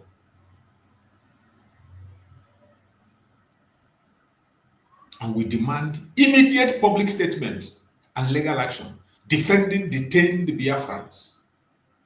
Nobody needs to tell them. They are supposed to be the one in the front line to do what Showere is doing today. Showere is not Igbo. Showere is not Igbo. But yet, Showere is in the front line, risking his political career in Nigeria for the Igbo people. Pursuing an unpopular project because of the Igbo people, and he put his career on the line. This is what the Ohaneze Ndigbo was supposed to do, but they are not doing it. Instead, they are the one hiding under the table. Hiding under the table. Even up till now, I have not seen their statement. Maybe they have. If you have seen, you show us. If you have seen their statement, tell us you have seen. I have not seen any.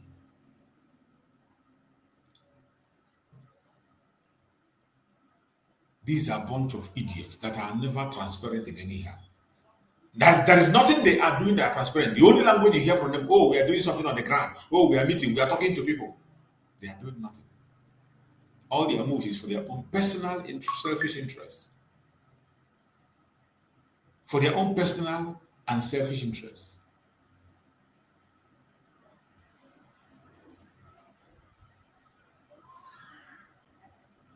In all their funding, in all their decisions, they do not carry the people along. They just wake up. Ohaneze Ndigbo have never made any decision seeking for the view of the people. Speaking the people, see their own view before you do anything. No. That was why they connived that they want to go to Sokoto to go and beg for themselves. They connived and went behind and supported Nigeria to proscribe IPOB. They connived, went together, collected money, gathered money, raised funds to go and kidnap Mazi Simon Ekpa. They connive in the secret and sponsor the kidnapping of Mazi Nnamdi Kanu. This is all they do. And the time has come for the Biafran people to stop them. There must be people that will be paying attention to them. To watch this Ohaneze Ndigbo closely, watch them. They are the major problem we are having. The major setback we are having. In all ramifications, they are the major setback because these people are handpicked. When Mazi Nnamdi Kanu was talking about how they are being picked by Asorok, some of us never take it serious. Some of us, we are thinking, how is it going to be possible that Asorok will come and choose leaders for us? But now maybe you begin to understand. We must hold them accountable. We must continue to hold these criminals accountable. If we don't, our situation will get worse. Our situation was worse.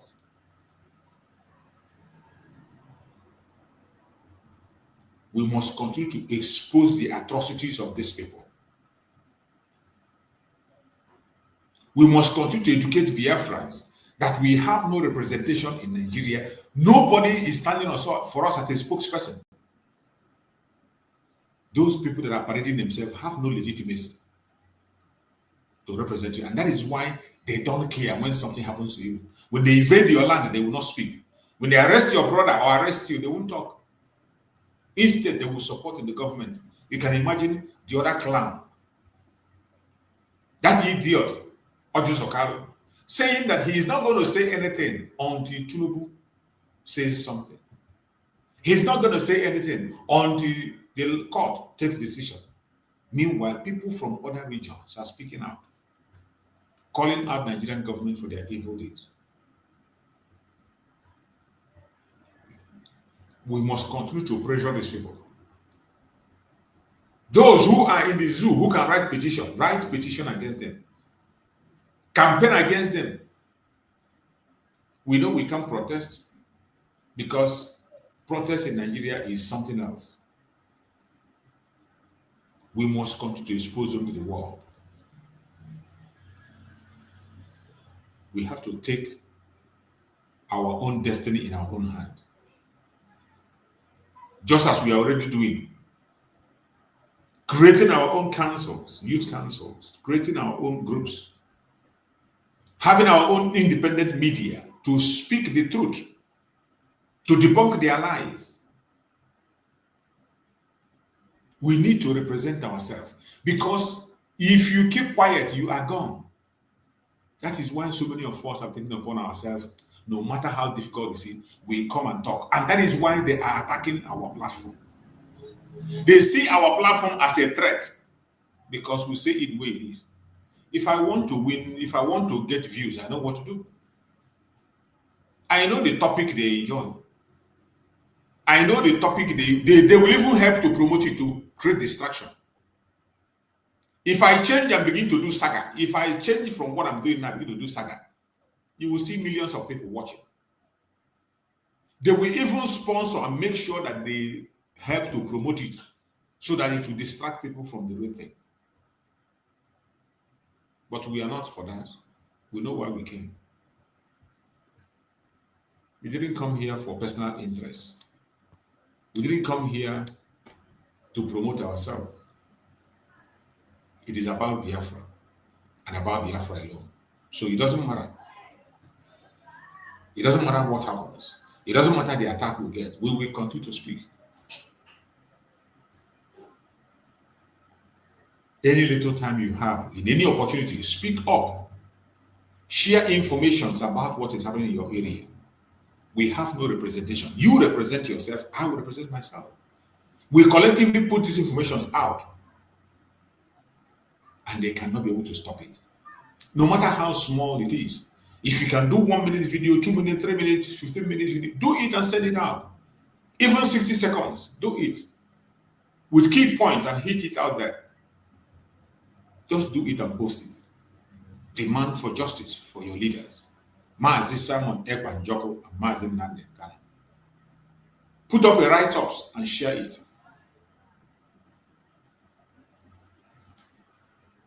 Don't ever allow them to keep you down.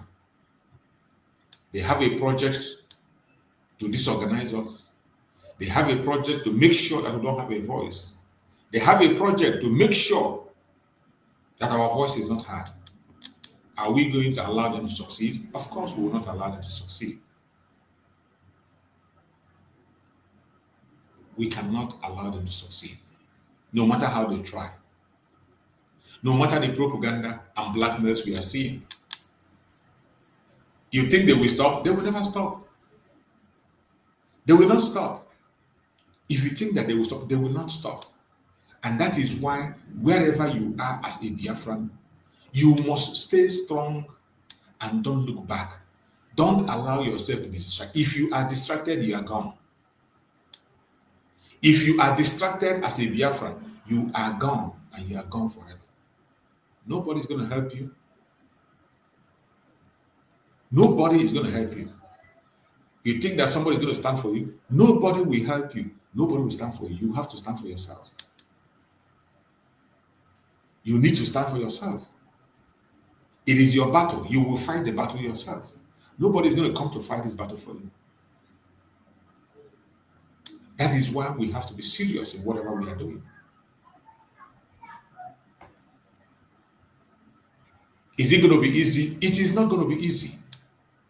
It is even going to be tougher than you think it is already. It is going to be tougher. You think you have seen it all. You haven't seen nothing yet. Greater challenges are ahead. Greater challenges are ahead of us. And we must make sure that we pay attention, or else what is coming ahead is too heavy, and so many of us cannot stand it.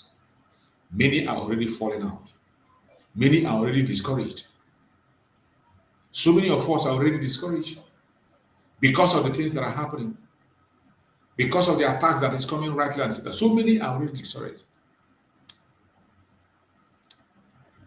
But if all of us become discouraged and walk away, then who is going to fight the battle?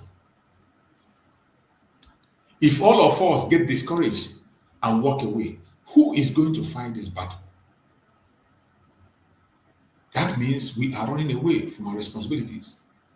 And before you know it, their enemy will be smiling and clapping for themselves. My people, we must face this bitter truth. The problem of the Igbo nation is not only from Abuja, it is from within. The political elites, the so-called Ohaneze Ndigbo, and the greedy self-serving politicians have turned our collective destiny into their personal business. They have turned our collective destiny into their personal business empire. But the time has come. The destiny of Biafra must return to the people. The destiny of the Biafran people must return to them. Our silence has become their weapon. But our waking will become their nightmare. The waking up of Biafran people will be their nightmare. That is why we must wake up. We must wake up, and wake up now, not tomorrow. Wake up now, not tomorrow. Most people that you call your politicians, they represent their pockets, not their people. No one speaks boldly in Abuja for the freedom and justice of the Southeast. Nobody, not even one. No single person is speaking boldly in Abuja for the freedom or justice for the Southeast. The ones you see that talk are just lip service. Every one of them. What you see is lip service. Biafrans are dying in detention. The ones that were discovered, that was taken to the north from Obibo. You know how many have died? You know how many have died? Only few survived. And since that video came out, there has not been any uproar, there has not been any move to do anything about it. None of them pay attention. Pictures we are shown, videos we are shown. Those people have families. Their families are still alive. But there is nobody, they don't know whom to turn to. Nobody to speak to. That is how bad it is.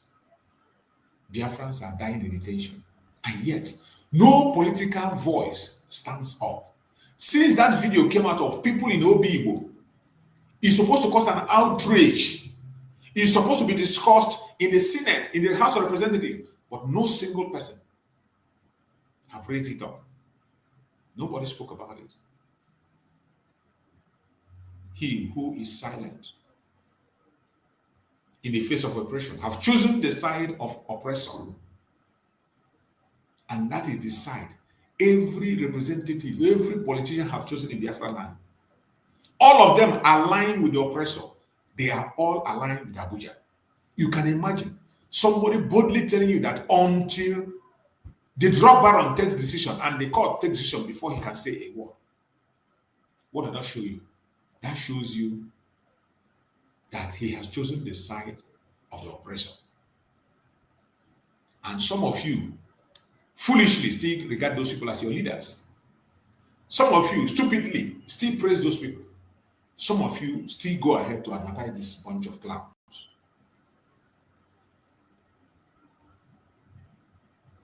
The Ohaneze Ndigbo, that is supposed to be a socio-cultural group of the Igbo people, they have now changed from custodians to betrayers. They have changed from custodians to betrayers. That is what they are today. Supposedly respected, now seen as a political tool of the oppressor. That is what Ohanaeze have done to. A political tool to suppress even the voice of their people. When we speak and talk, they will be the first one to come and debunk. They will be the people in the front line to be the ones to debunk the truth and side Abuja. Instead of defending Nnamdi Kanu today, Biafran's right to freedom, they defend their relevance. Instead of the politicians, the Ohaneze Ndigbo, to today rising up to defend the freedom of our school. They are busy defending their own relevance. They want to be the mouthpiece in Abuja. They want Abuja to see them as a saint. They want Abuja to give them appointments. They want Abuja to elevate them. They want Abuja to see them as reliable people, and they don't care about you. And you are not worried. You should be ashamed of yourself.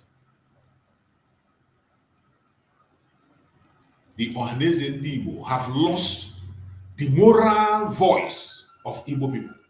They have lost it completely. They have lost the moral right, the moral voice of the Igbo people completely. And their silence is nothing but betrayal. The greatest and the worst betrayal ever is that group. And for the fact that they are doing the bidding of Abuja, Abuja will always call them as a representative. You see why it is necessary that we get out as soon as possible. You see why it is important that you support anything, I say anything, that will bring the end to the zoo. Don't waste time. Support it with everything you have, with all your resources. This bunch of idiots, they dine with those who kill our people and call it diplomacy. They sit on a table and dine with those who are unaliving our people on a daily basis. And when you ask them, they call it diplomacy. This is the evil we are facing today in this generation. What we see is the spirit of jealousy, greed, and division everywhere. Igbo disunity has been the biggest victory of Nigerian system. The biggest victory of Nigerian system is Igbo disunity. Why some people are still busy going ahead to unify Igbo. I see many people who are on that unification project, which is very nice.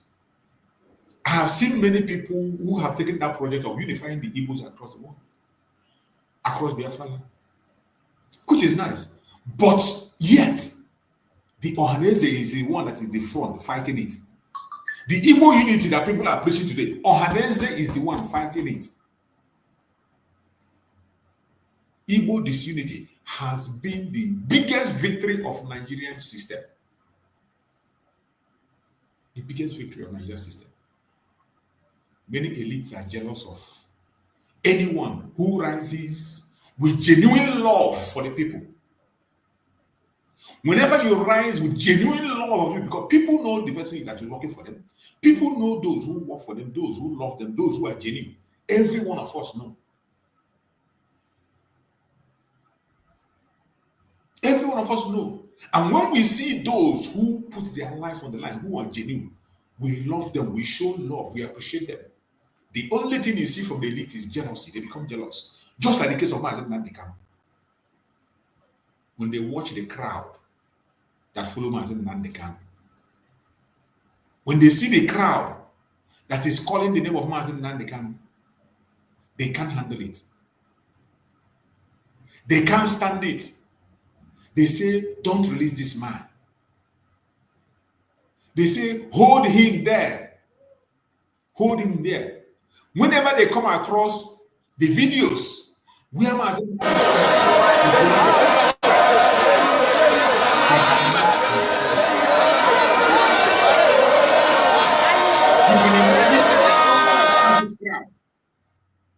you can imagine somebody that has this crowd. Which election will he conduct and not win?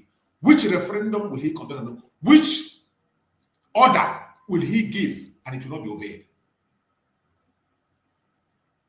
Simply because people saw him as a genuine person. Nnamdi, very genuine. And because he's genuine, the Biafrans rally ran about him. And what this love have now generated is jealousy. The jealousy of Hope Uzodinma, the jealousy of Dave Umahi, the jealousy of Oju Zokalo, That is why Ojo Sokalo say he will not say anything on the case of Nnamdi Kanu. He will not say anything on the protest of Nnamdi Kanu on the 20th until he hear from Tinubu, and Tinubu will tell him what to say. Until he hear from the court. Because they are afraid of this crowd. This is what they are afraid of. This is what the politicians and the elite are afraid of. There is no organization in Nigeria, not just Igbo land. There is no organization in Nigeria, no single human being in Nigeria that can pull this crowd. There is no single human being in Nigeria that can pull this crowd. It is not made anywhere. It doesn't matter who you are. It doesn't matter who you are. Both in the southeast, in the southwest, in the north, there is no single individual that will pull this crowd. What you are seeing here is not an election crowd. These people are not given incentive to come.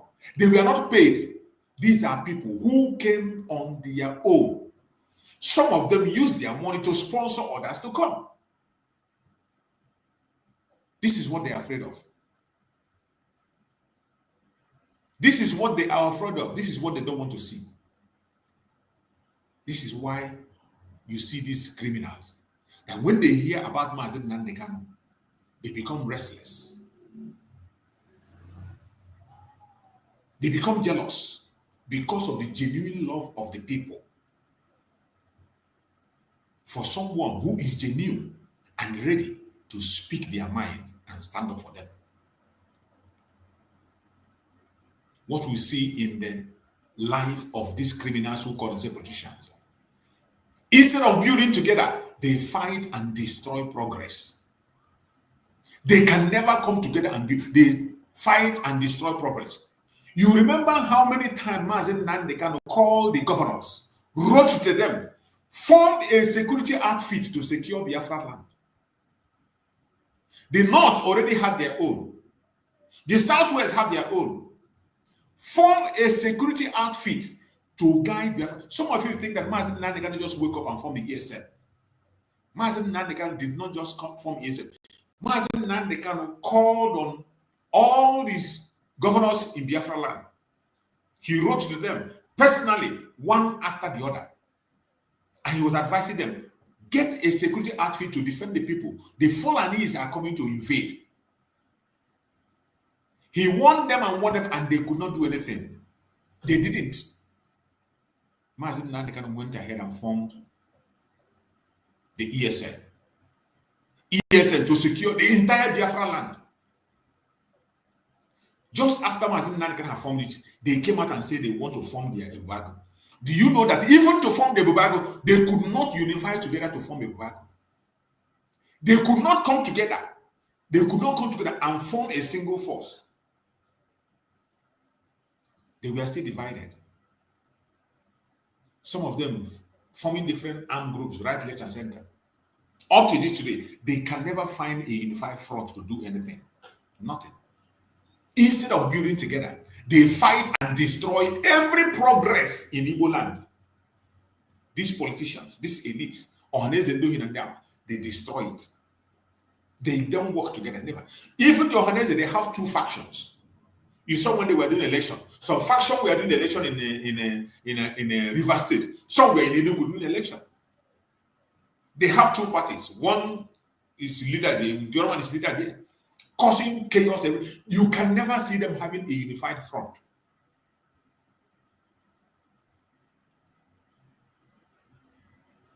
Our enemies don't need to divide us. Our greed already did the job for them. Nigerian government don't need to fight more. It is we, the elites, are already doing the job for them. The elite by themselves. Because of greed, they already did the job for the Nigerian government. And that is why they are running free. They are not even worried. They don't care about what you do, what you say. It doesn't move them. It doesn't move them. But we have to take our destiny in our hands. It is time for us to take our destiny in our own hands, Biafrans. The youth must rise and reject corrupt representation. We must reject this bunch of clowns and everywhere. Of course, you know already they have lost legitimacy. Our Prime Minister, Mazi Samuel, conducted a survey where we all voted and said that they will not represent them anymore. They have no legitimacy in Biafran territory. No governor, no politician, no local government chairman. Everybody that is representing Nigeria have lost legitimacy in our territory because they are all instruments in the hand of the Janjaweed. And we must keep it that way. Reject every corrupt representation. Reject it forever. We need to continue to build people-based movement, not politician-based campaign. No. People's-based movement. That is what you see in this crowd. This crowd you see here is people-based movement. That is what you are watching. What Nnamdi Kanu created, and you see here, people-based movement, where people can speak their mind, say what they want without looking at anybody. This is what they are afraid of. What you are seeing here is what they are afraid of. And we will not allow them to have a voice. We will not allow them to take over. We will not allow them to claim relevance anywhere. What you saw in that video is people-based movement. And that is what they are afraid of.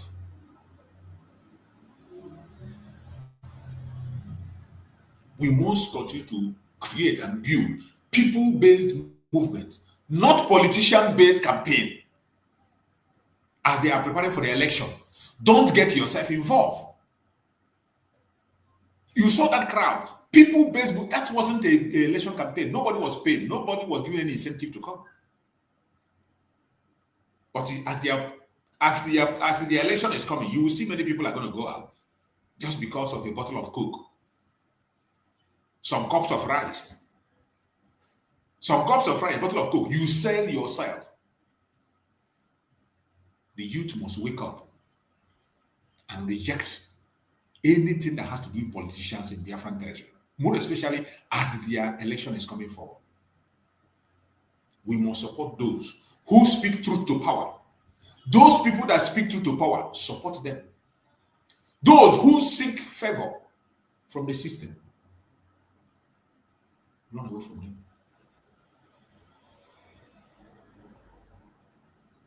Those who seek favor from the system, run away, run, and let your leg be touching your head.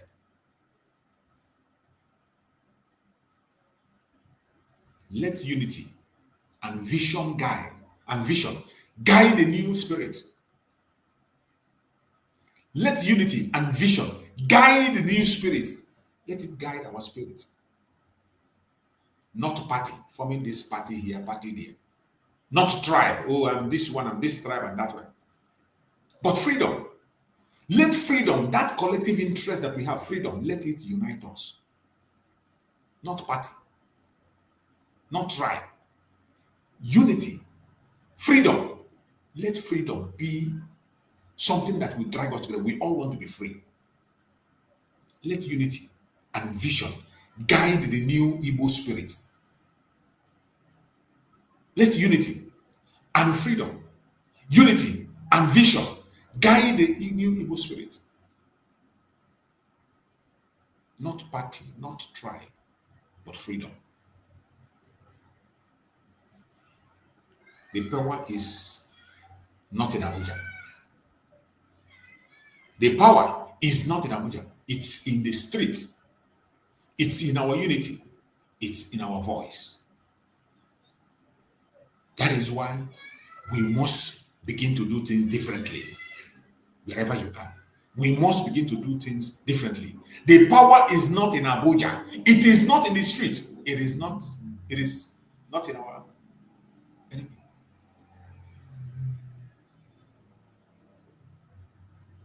We must continue to do things differently. if we want to succeed, if we want to change the narrative, if we want to succeed, know it and know it well, and the power is not in Abuja. We can change things on our own. The power is in our hand. It's in the street. It's in our unity. It's in our voices. Do not be silenced. No matter how they try to silence you, no matter how they try to silence you, refuse to be silenced. Reject silence and speak as much as you can. Even if it's only one person listening, preach the gospel and let Chukwu do his work. You're welcome, my brother Ocean. If you are there, Ocean, take the mic and speak to us. Let's hear you, Ocean. My brother Christian, you're welcome. Thank you for joining. Ocean, if you are there, unmute yourself. Yeah, good morning, good afternoon, good evening, Master Survival. You're welcome, my brother. I greet you, the friend in the studio. I greet you, Biafrans, on the comment sections and the listening around the globe. I greet you according by your time zone. Yeah, Master Survivor. Thank you for this opportunity this morning.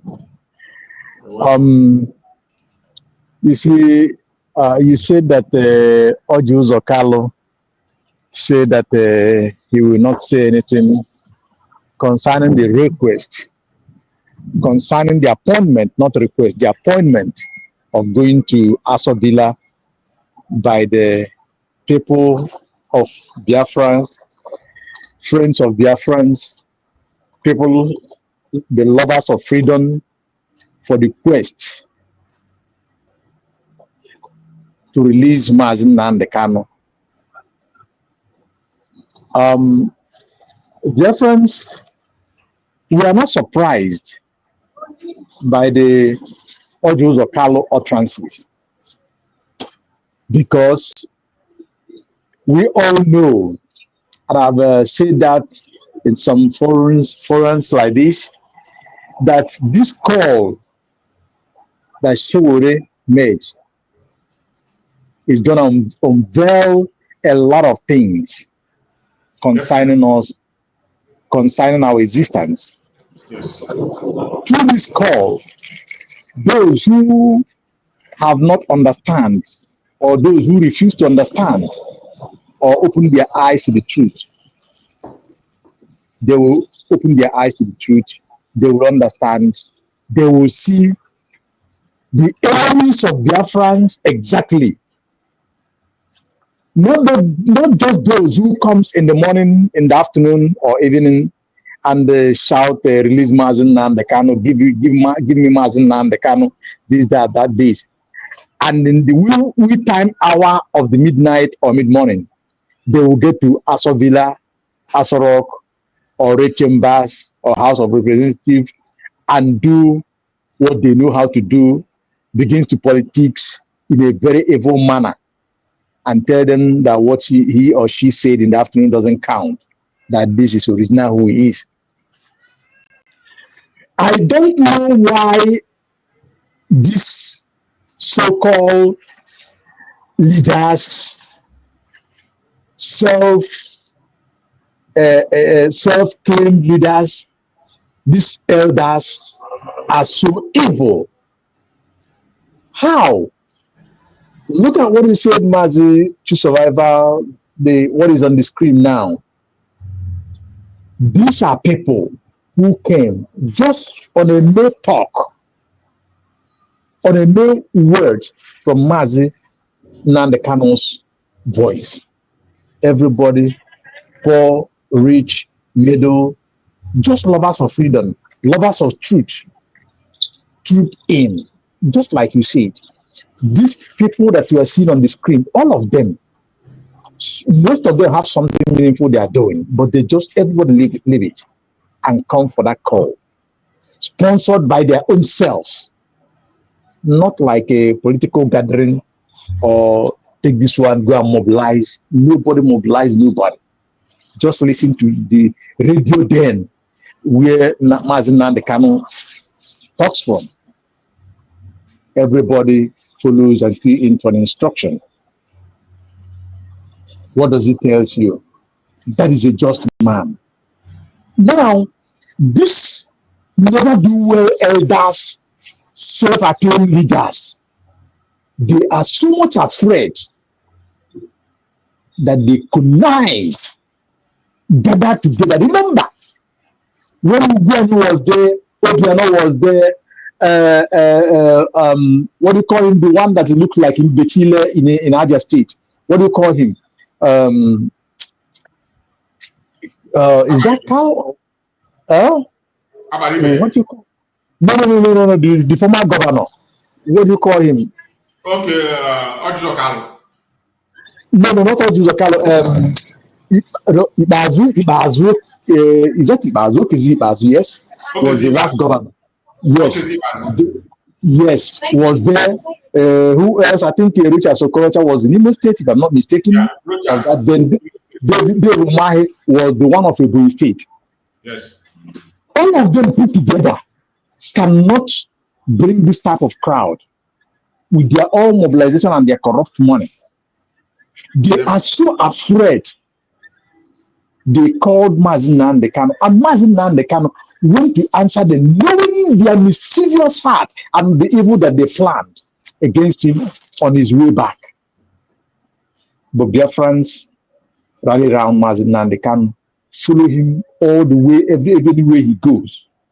We troop and followed him, physically and spiritually.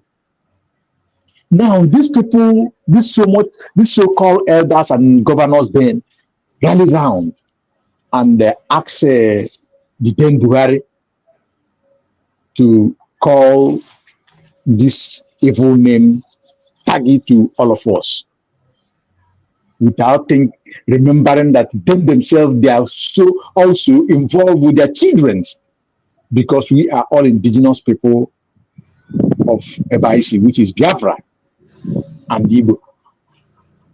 Now, today, look at what is going on. They are so much afraid.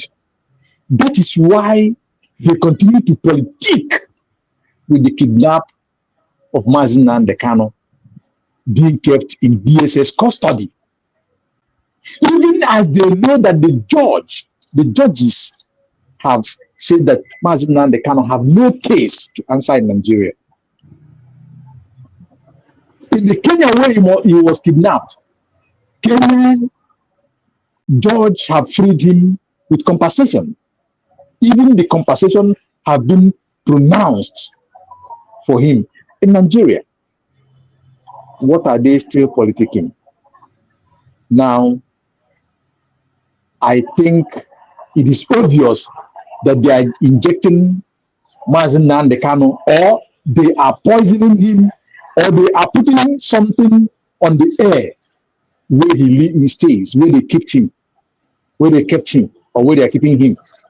They are poisoning that air so that Nnamdi Kanu will be dying slowly. Looking at his last appearance in the court,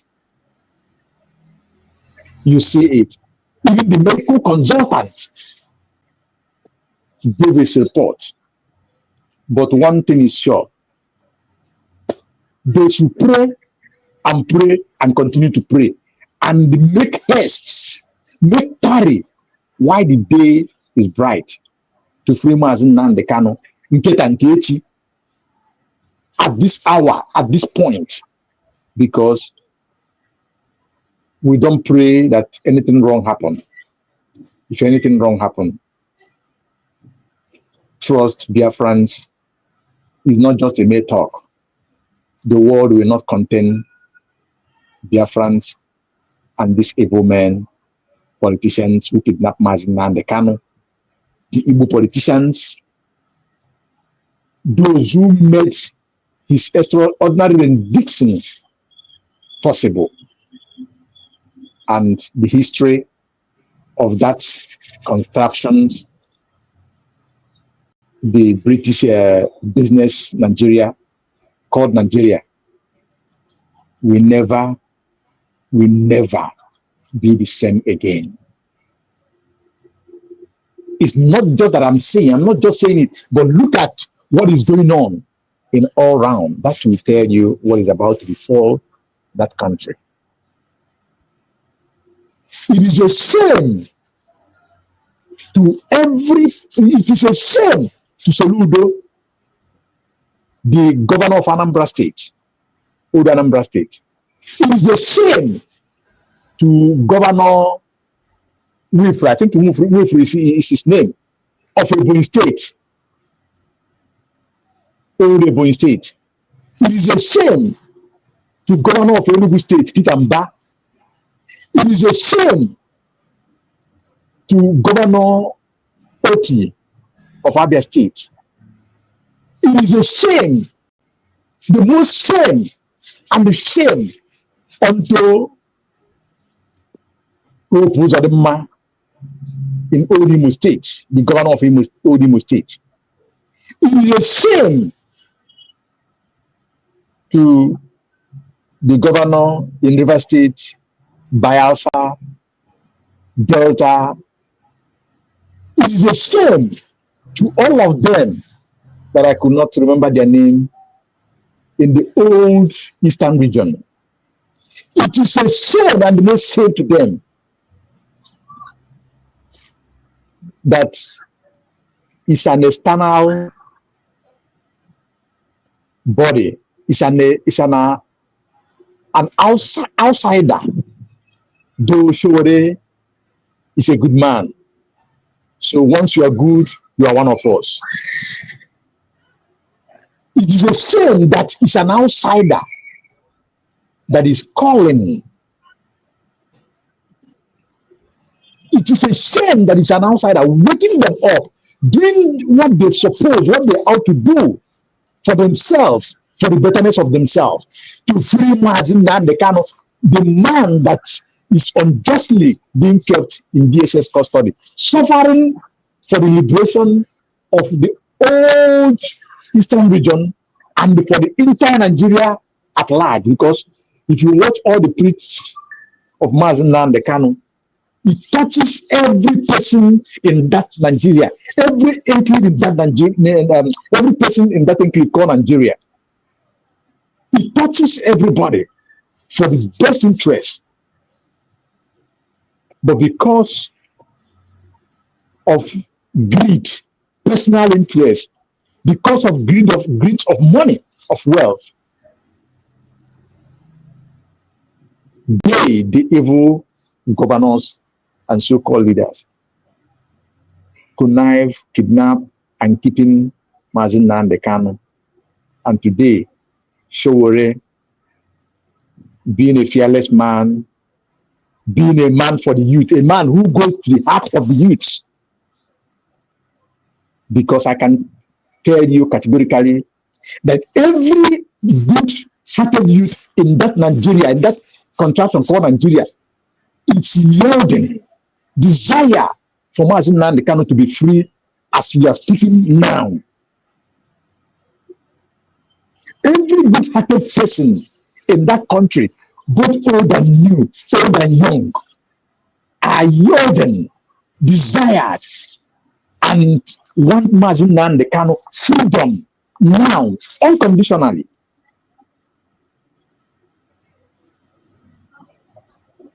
But this evil man in the Biafra side could not say anything. Look at the so-called Ohaneze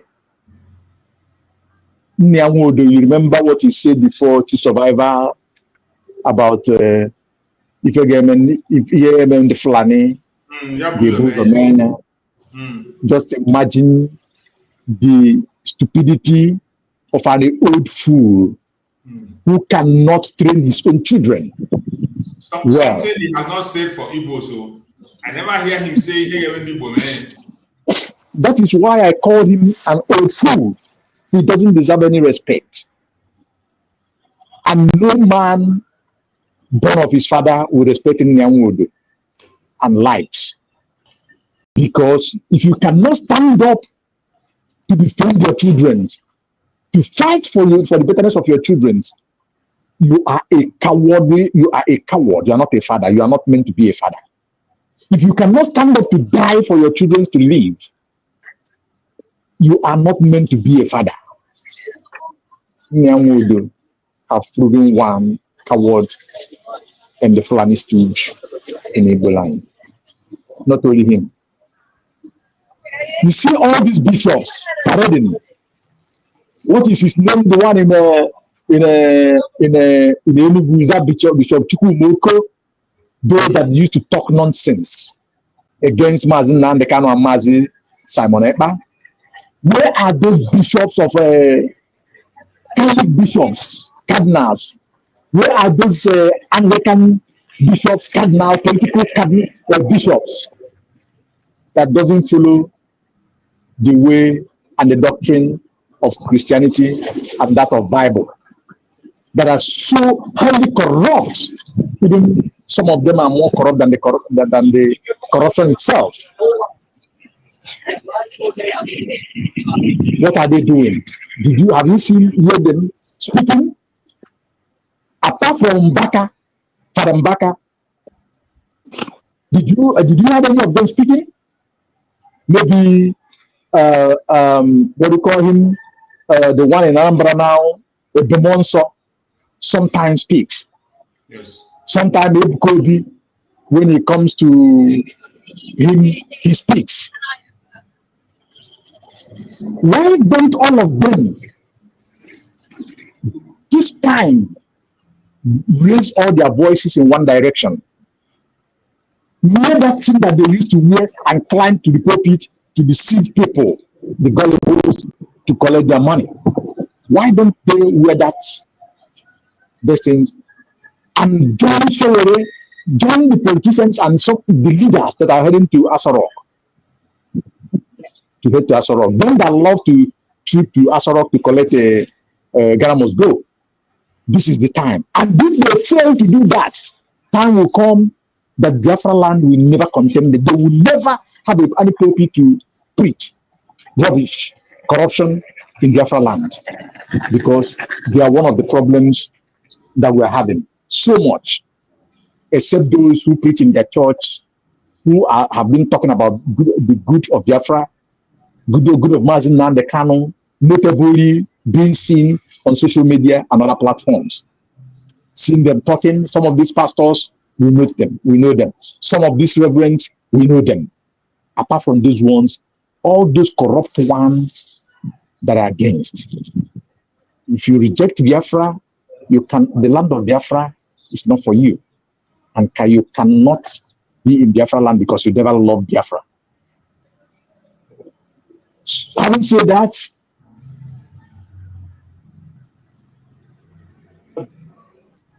these big men in Biafra land, the businessmen, the business people, God, this one and these people who are leading some businesses that refuse to join, who their businesses scattered everywhere in Nigeria, that refuse to join, refuse to say the truth, refuse to come out and support, while Biafrans, poor Biafrans, the middle class and some other new Biafrans rich are contributing money from exile to make it happen. You see those ones that don't want to support, there comes a time that they themselves, they will see what they do to themselves. They should read the history of South Korea and their lives. That will tell them what is to befall them. Today is the time. Saturday, 20th of October, 7 p.m. to Aso Villa. Do your best to encourage others. Do your best to be encouraged to arrive there. Do your best to help those who want to go there but could not have transport. Do your best to help them to be there, to support this journey to make Mazi Nnamdi Kanu come out. Then if Nigeria, if Tinubu listen and see what is about to happen, Mazi Nnamdi Kanu court date is on 16th. They should do their best and free him before 20th of October. People are not happy for the injustice meted on the Ndigbo and the Nnamdi Kanu been suffering for years. Being that Nigeria and their terrorists have taken the life of Nnamdi Kanu's parents, and many people have died for this very particular journey. While the Nigerian government of Tinubu, Christopher Musa, the CDS, and all the chief commanding generals are doing merriment with terrorists from Sahel region, Fulani, herdsmen terrorists. They are making merriment, celebrating, negotiating, giving them funds. Former Governor Rufai said that on national TV. It's not me that said it. It's a Governor Rufai. He said that federal government are funding terrorists. Governor Rufai said it. Where Shimbalawe interviewed him. General T.Y. Danjuma said that army have colluded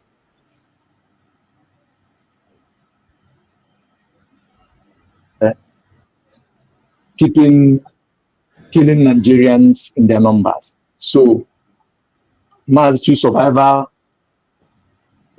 at this point, I plead with the Biafrans to support this journey. Pleading with the lovers of freedom, those who love truth, genuine, who meant well, join this move. And again, support Biafra, USB government redeclared, so that we all will achieve the desired result for the betterment of the life of the living, the life of born and unborn, and generations to come. For everyone, not only for the Biafrans. Ududuwas will enjoy, Arawas will enjoy, the middle belt, minority, no matter the entity you belong in that contraction, you will enjoy. We have suffered enough, we have been subjugated enough, and enough is enough. We cannot continue on that. Many of us are living in the Western world, where people pay the utmost price, where people sacrifice a lot to make the nation better. This is what we have to do at this time, at this call, at this moment. Thank you, dear friends. Thank you, Mass Survivor, for this opportunity. May God continue to bless you, keep you strong, strength, and healthy to continue the good work. Please, Mass Survivor, I know this one is a special request from you. Sometime do talk to your colleagues, those in and those out. You know what I mean. Please talk to them, because it's very important as well. It doesn't matter if they're listening or they take the word the way you may give it to them, but the most important thing is that you talk to them, because we need more coordination in what we're doing. We need less calling names that are not supposed, because all of us, we are out to achieve one thing, one goal, and one mission. Please, thank you. I call you a man of peace. May God bless you. Thank you so much, my brother Ocean. I appreciate you for your word of encouragement, and also the speech you just presented to Biafrans and the world. Thank you so much. We appreciate you, and we will continue to do our best as much as we can, focusing on one particular thing: freedom for every one of us. Just as my brother said, for everybody, for humanity, not just for Biafrans, for every indigenous person in Nigeria, whether Oduduwa, Arewa, or Biafra, we are speaking for humanity, and we will continue to do that. You're welcome, my beloved brother, Christian. Are you there, Christian? Take the mic, and Christian, and speak to us. Happy weekend. Hello, my brother. Happy weekend to you. Diego, Chineke gba you, man. This consistency is one weapon that we have, and we continue. We must continue. We have no choice. We just have to continue, because one might be tempted to think that it's not bearing fruit, but it does. It's bearing fruit. Seriously, You know, it's a gradual process, and it penetrates through every bone, every block, slowly but surely is penetrating, because I've seen Bayo Ononuga. I suppose you know Bayo Ononuga. The spokes. I think he's So you see, there's the panic button. Huh? Tinubu spokesman, Bayo Ononuga. Exactly. The panic button has been pressed, and that is why I said that sure, even though we have that disagreement, that one singular disagreement on issue, it can never override or take away the fact that he's a brother. And I keep saying it because the guy originally is a Biafran. If you know the old, of course, he's an Igbo man. He's a Biafran. Okay, so the old southeastern region, that is where he comes from, and he knows it, and he has said it because his parents, though he was born and brought up in Yoruba land, but he knows that he is a Biafran.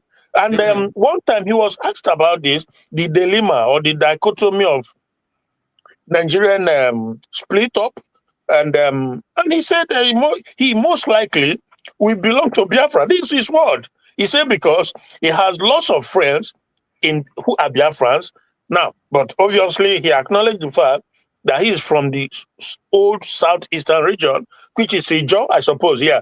So so this guy has taken an initiative that has thrown everybody panicking that Bayo Ononuga, because again, these are not some brainless individual. Bayo Ononuga is well read, he's intelligent, he knows that the panic button has been pressed, because what he's saying now, he's accusing Atiku of being an opportunist.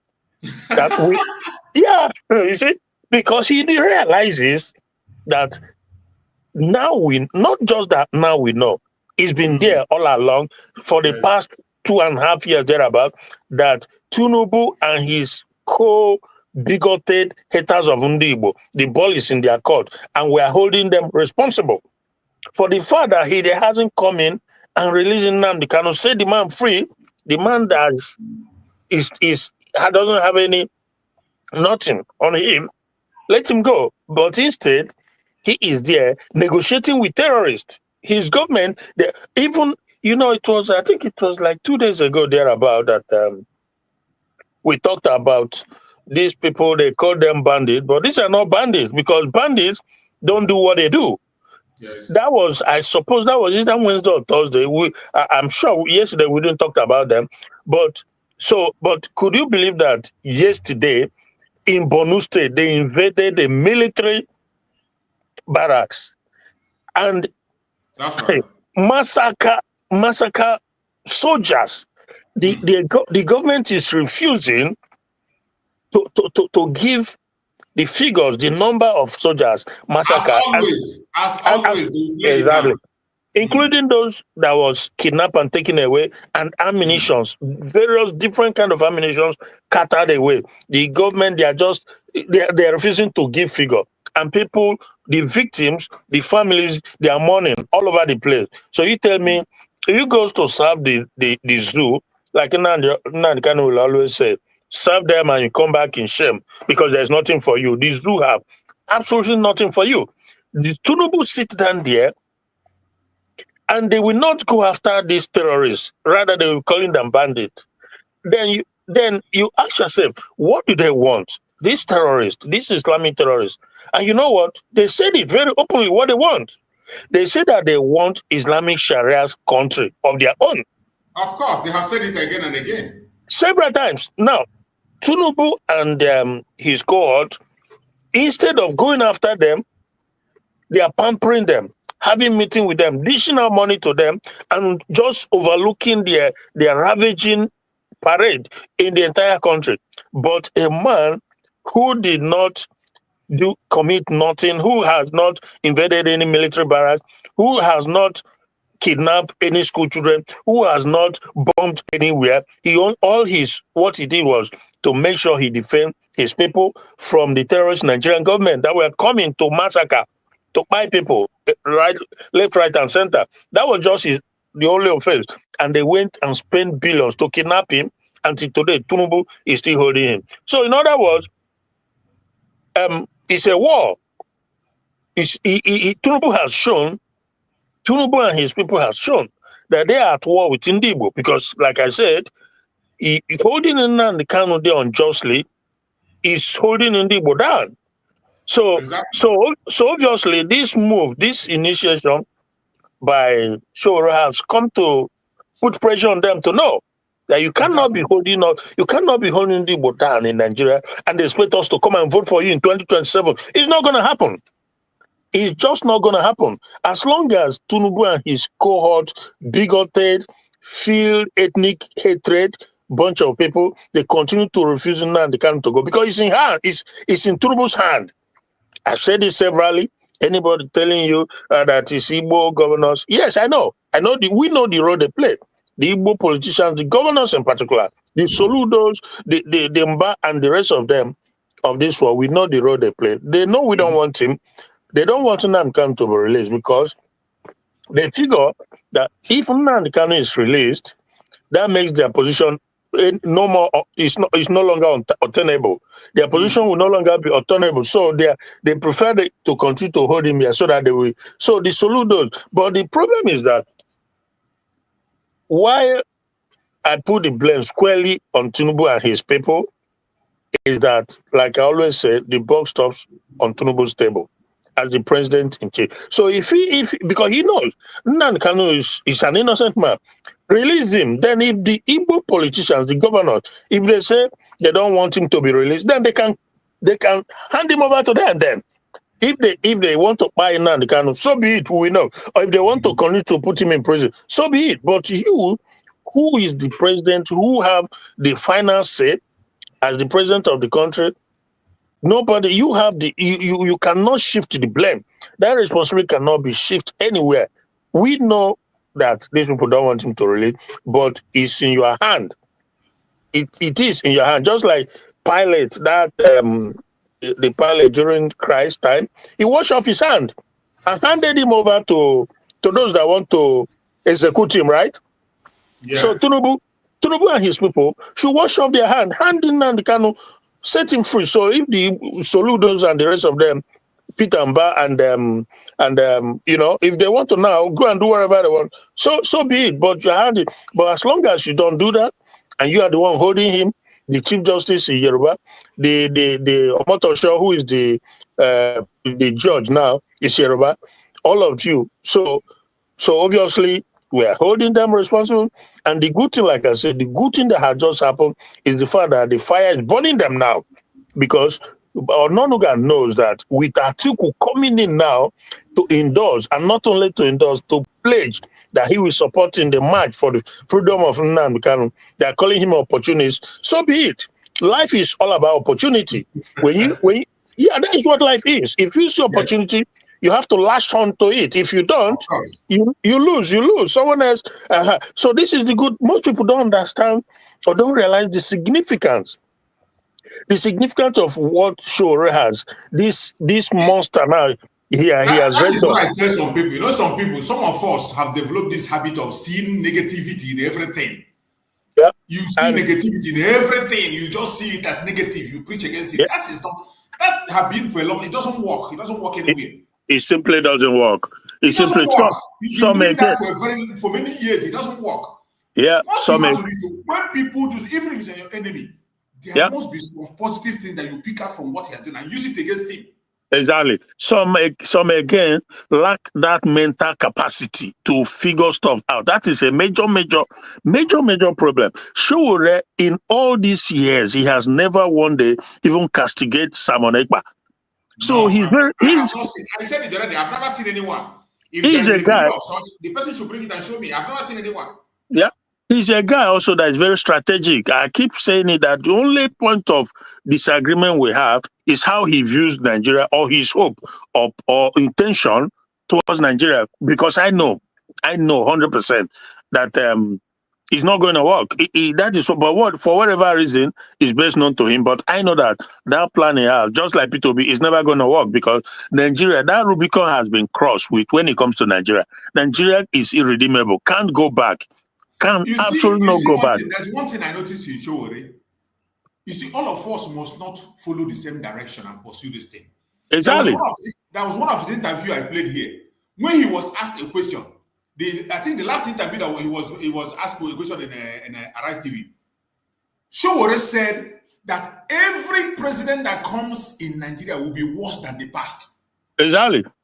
That is the routine, that any new president will be worse. So he believes that Nigeria can never work. In as much as he knows he doesn't have that strength to go the direction we are going. Exactly. Well, and he's not fighting us. Exactly. He's fighting his own in a different way. And he's in Nigeria. He's in their circle, in that politics. There are certain things he cannot say the way we say it. Yeah. So that is it. We have to tolerate people. We have our differences. We don't trust anybody. Even you that is with me on the same line, I don't trust you. I told you that day when somebody was saying we can't trust you. Can I trust you? You who speaks Igbo, I don't even trust you. Look at this sister that we have all applauded over time. Lola, right? Nick or something. You remember? Okay. So are you ready for this? I saw yesterday when she was online, she's well connected too. That lady, you see, she has lots of connection with the politicians, Igbo politicians. So she was coming out heavily against Showore. She said all sorts of things. But let me tell you this, because he is saying that Showore should go ahead and do what he wants to do and leave Igbo politicians that this and this and this, blah, blah, blah, blah. But at the end of the day, let me just say that 3 things. It's possible that she is either that she is misinformed or ill-informed. Either she's not aware or that she's not. She simply doesn't get it. That is one, and it could also be because this is where the issue of trust comes there. We can't trust anybody because we've seen it all. It could also be, and that is the big if. That what if she's being bankrolled by the politicians, the Igbo politicians? Do you mean that she's standing against this protest? 100%. I can send you. I will try and find it to send to you. You said that Showore that we know that Igbos, anything Igbo does, it becomes a different thing. That he should leave P2B alone. That he can organize with his own people and go and fight for Nnamdi Kanu. He should stop talking about asking Igbo politicians. But the truth of the matter is that, these Igbo politicians, the governors, they have come out at several occasions to say Nnamdi Kanu is coming out, and that we are talking to Tinubu that he will come out soon, soon, 1 year, 2 years, 3 years. And some of them have come out to say that he should be released, that he's an innocent man. Now, if you believe that, if you genuinely believe that, then come out. Because when you see article, you see Showore, even Goodluck Jonathan, they are saying that. Yeah. So therefore, because there's another guy that said, what if they go there and that what if a politician goes to Aso Rock and the police, they shoot them? I said that is not true. That is absolute nonsense. What of the Biafrans they be shooting before? Oh, so I said, why not they shoot them? Why would they shoot them? If I think they're not good to die, other people good to die, make them not go die. Okay. So this is the problem. People are finding ways to make excuse, and some because they've been either bought off by these criminal Igbo governors, or like this sister I was telling you, you just never know. It could be that she's been paid to come and stand her ground on that aspect. Everything is possible. Everything is possible. Exactly. Well, why I raise the issue is that for us to know that when you talk about trust, forget it. It's only God that we trust. And it's only myself that I can trust because I know how I feel and I know what I want. For me, the priority is the release of Nnamdi Kanu coming out. Come out and go and take good care of his health. There was a program Mazi Simon ever did. Mazi Simon ever said, Anything that will free Mazi Nnamdi Kanu, including political solution, if they are serious, they should bring him out. 100%. Yeah. That is what Mazi Samaneko said in his program. He said it, that including political solution, anything that will make Mazi Nnamdi Kanu regain his freedom, he's in support of it. Yeah. You know, somebody, I can't believe this. I will go and look for that video. I need to see it and see what that woman said. Yeah. He said that that they are trying to, so many of them, so obviously we know whom they are too. You know, indirectly we know their position, we know what they stand for, we know what they are hoping to gain. Some of them are obedient, like another one they call Prince. That is it. It's to protect P2B. Exactly. Prince Chaloka or whatever. We know these people. They are hoping that somewhere, somehow, that P2B can become president so that everybody will sing Kumbaya. These people are so, they are, you can't even begin to... These people are not ashamed. They are not ashamed. No. After good 5 years, they could not call for any protest for Mazi Nnamdi Kanu. Yeah. 5 good years. They could not call for, only now that somebody who is not even a Biafran called a protest. Yeah. And they are, you wake up to say, leave you alone. Yeah, you see? You can imagine. So you know, twist it to be political. Even if it is politically motivated, I love it. 100%. You know, also that is why, like I always say, that God doesn't come down from heaven to act, to do stuff. He uses people. Because all these people now coming against you, right? So that tells you quite clearly that now, as an something like that, right? Exactly. So the battle line is drawn now, and you see some of these Igbo people coming out to castigate Shore. Shore is speaking from the bottom of his heart that this man has no reason remaining in that incarcerated DSS dungeon. He's speaking from heaven sake. My brother Christian, do you know that this very call have revealed so many secrets? One day, you see these people, every one of them that come to national TV and say release Mazi Nnamdi Kanu. Yeah. They don't want him released. All of them are waiting for P2B to become a president. None of them, no single one of them. No single one of them is serious about it. 100%. Nnamdi Kanu for campaign. Every one of them. They know that when they mention the name of Mazi Nnamdi Kanu in the course of their discussion, people will pay attention. How about now? Their media station now, they use his platform. They will put his picture. Any program, whether it concerns him or not, they will put his picture to track How about now? Soludo used Nnamdi Kanu's banner to campaign, free Nnamdi Kanu, blah blah blah. But since, when there was even a movement or a suspicion, whatever, that Nnamdi Kanu was going to come out, you know what he did? He came out to say that his release will not stop the security. So and now God has used Shore to expose this people. Now, I'm telling you. And now they are all coming to say, so should do this, so should leave Igbo position, that if they come out, they know that they can shoot them and keep it to be bunker. That is pure rubbish, you know. So like I said, bunch of idiots in a country that you are part of. You can't even protest. You can't even speak. For 5 good years. You can't do anything. There is nothing you can do. Now, it takes a stranger from outside to come and give that pressure. Exactly. Give pressure to release your own brother. Somebody who the courts themselves, courts said release this man. Yeah. And the pressure. Look at the move. Showore did not only call for protest, he said, let us march to Aso Rock. Exactly. You know what? You know the consequence of that action? Is a pressure unimaginable that will be put on them. The whole world will see what's going on. The man that has been freed, you are still holding him for no apparent reason.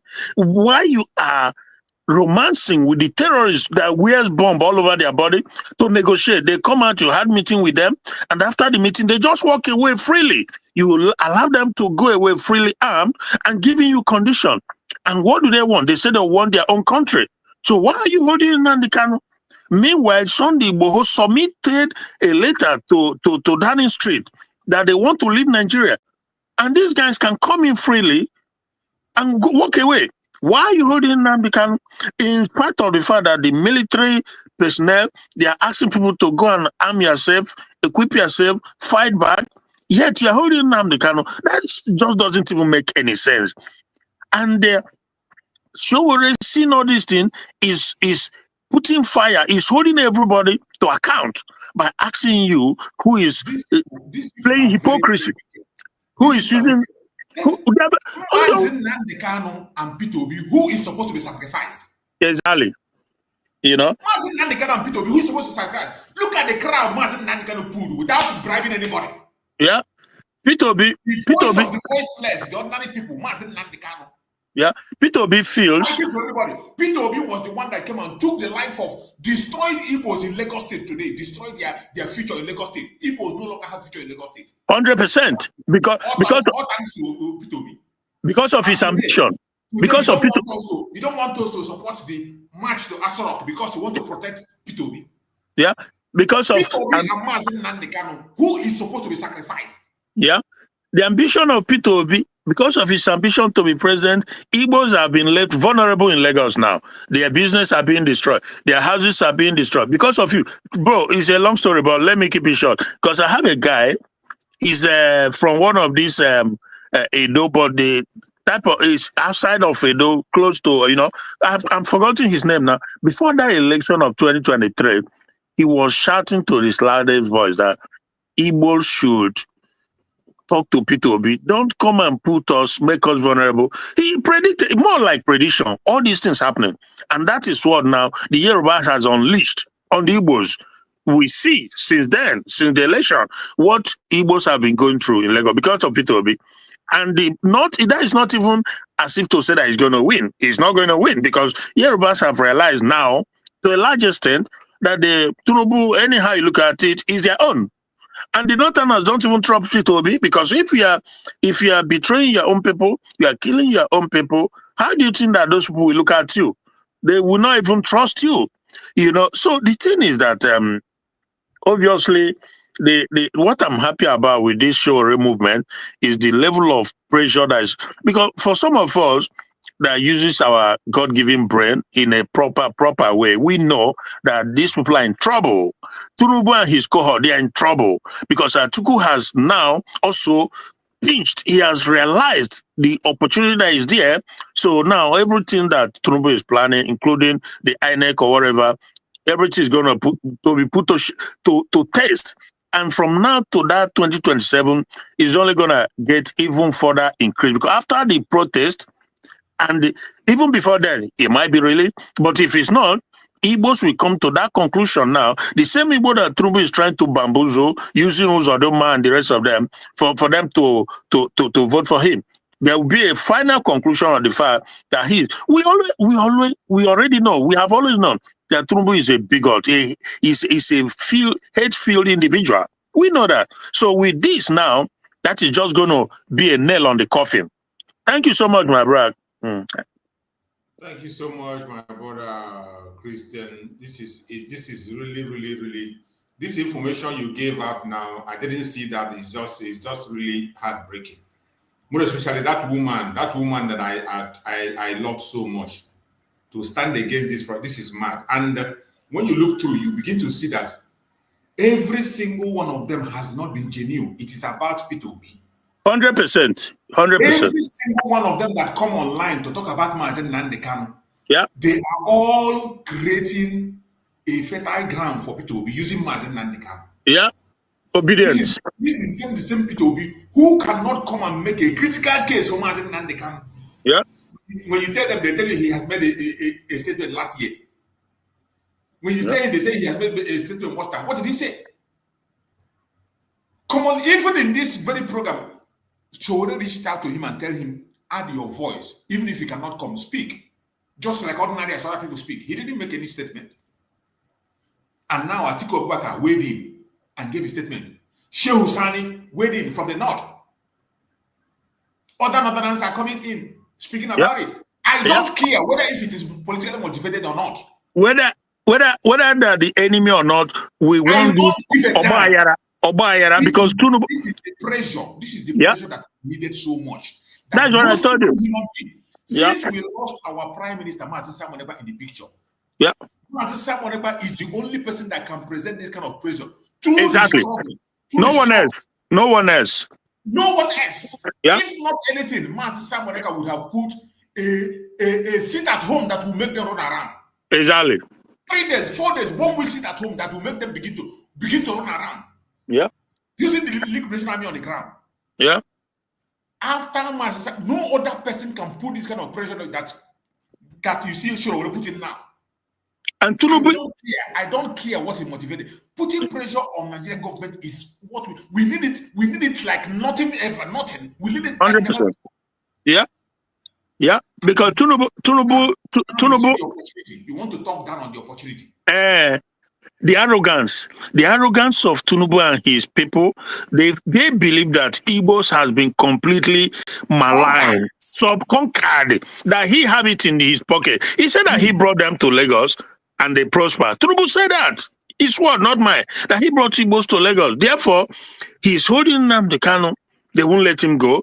And some of these criminal governors, they build hotel, they build a center, international center for conference, whatever. He goes to commissioning, and we are asking, why not go and commission seaport, a functioning seaport in Igbo land? Why not go and commission international international airport? Sorry, in Igbo land. A whole president going to commission hotel and a bridge. Yeah. That's what you're going to commission flyover and hotel. Yeah, exactly. Yeah. Yeah. So as to continue to keep us in their pocket. We can't have seaport. We can't have a functioning international airport. As we are saying, we go back, you go back. When you go back, you have to land in Abuja or you land in Lagos.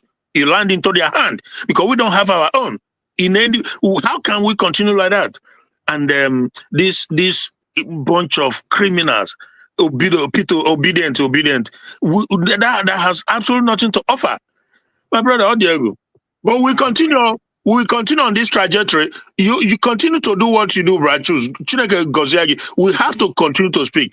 People are listening.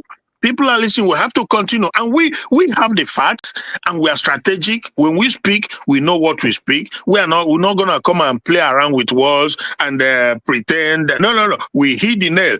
Somehow, somewhere, somebody will hear something is happening. So, thank you. This is a wake-up call for every Biafran. This is a wake-up call. When you see this bunch of idiots walking in places telling you release Mazi Nnamdi Kanu, it is all political statement. Yeah. Using Mazi Nnamdi Kanu to build ground, to create ground for P2B. You can imagine somebody saying something like, do you want our governors to come and they shoot them? Do you want P2B to come and they shoot them? So it is the ordinary people that are supposed to put their life on the line and die. The ones that died because of P2B in Lagos State, what did he do? The ones that died because of P2B in the last election, what did he do? Instead, he was traveling to North to go and donate money. He was traveling to North to go and give them money and visit every other problem. People that died because of him in Biafran, what did he do? What did he do? All the people that are executed today, even as we speak, in Okigwe, in Olu today, they are still taking innocent lives. Yeah. So those lives doesn't matter. Those lives doesn't matter. We are going to demand for freedom of mind. So you want Mazi Nnamdi Kanu to remain there and die so that people will survive. Exactly. Yeah. You prefer Mazi Nnamdi Kanu to be sacrificed. So just like the way they took the life of MK Abiola and they gave presidency to them. So Obasanjo. Mazi Nnamdi Kanu and give you presidency. That exactly. Presidency will kill all of you. That is what they want. And we consume all of them. Brachus, by Ononoga, one of the strategies, one of these Afonja strategies, enemy of Ndigbo, he knows when the pressure is feeling, he knows that if they don't release Nnamdi Kanu, when I say this, because it's no longer the Fulani or Buhari, no, it's the Yoruba government of Nigeria. If they don't release Nnamdi Kanu, the whole world, the whole Igbo nation, they are seeing who their enemy is because it's in their hand. And by Ononuga, for accusing Atiku of being an opportunist, he knows that before and after this 28th of October, if they don't release Nnamdi Kanu, before or after, then they have set themselves up for what is an eternal enmity between us and them. He knows. That's why he called Atiku an opportunist. These guys are smart. They know what they are doing. Because there's no reason, if the articles of this world, if the Mahdi, Shehu Mahdi, there's one Mahdi I saw also talking about why is it that they are holding Nnamdi Kanu. Everybody can see what's happening in the country. You know, he was just elaborating exactly why Nnamdi Kanu shouldn't be there, because why should he? He talked about Sunday Boy, he talked about the terrorists, he said, why is Nnamdi Kanu being held? And now, that's Mahdi, something. You know, so these things, the Biononuga of this world, they know what is going on now. That is on them. If they don't really let Nnamdi Kanu go before or after of these protests, then they have no business expecting us to be with them in any situation they face it. And if their election eventually come, if the zoo continue to stay in one piece, they have no standing as far as Igbo man is concerned, because bro, the marginalization, the stifling, the intimidation, the subjugation of Nnamdi Kanu ends within Nnamdi Kanu, in the sense that he already put himself there. The whole thing with and it is until he is free and we have ourselves together. Look at the fear, the level of fear. People are afraid to speak. You know, so that is the thing. I just feel like a lot is going on. We can't touch no, because now they know, the Yorubas know that it's on them.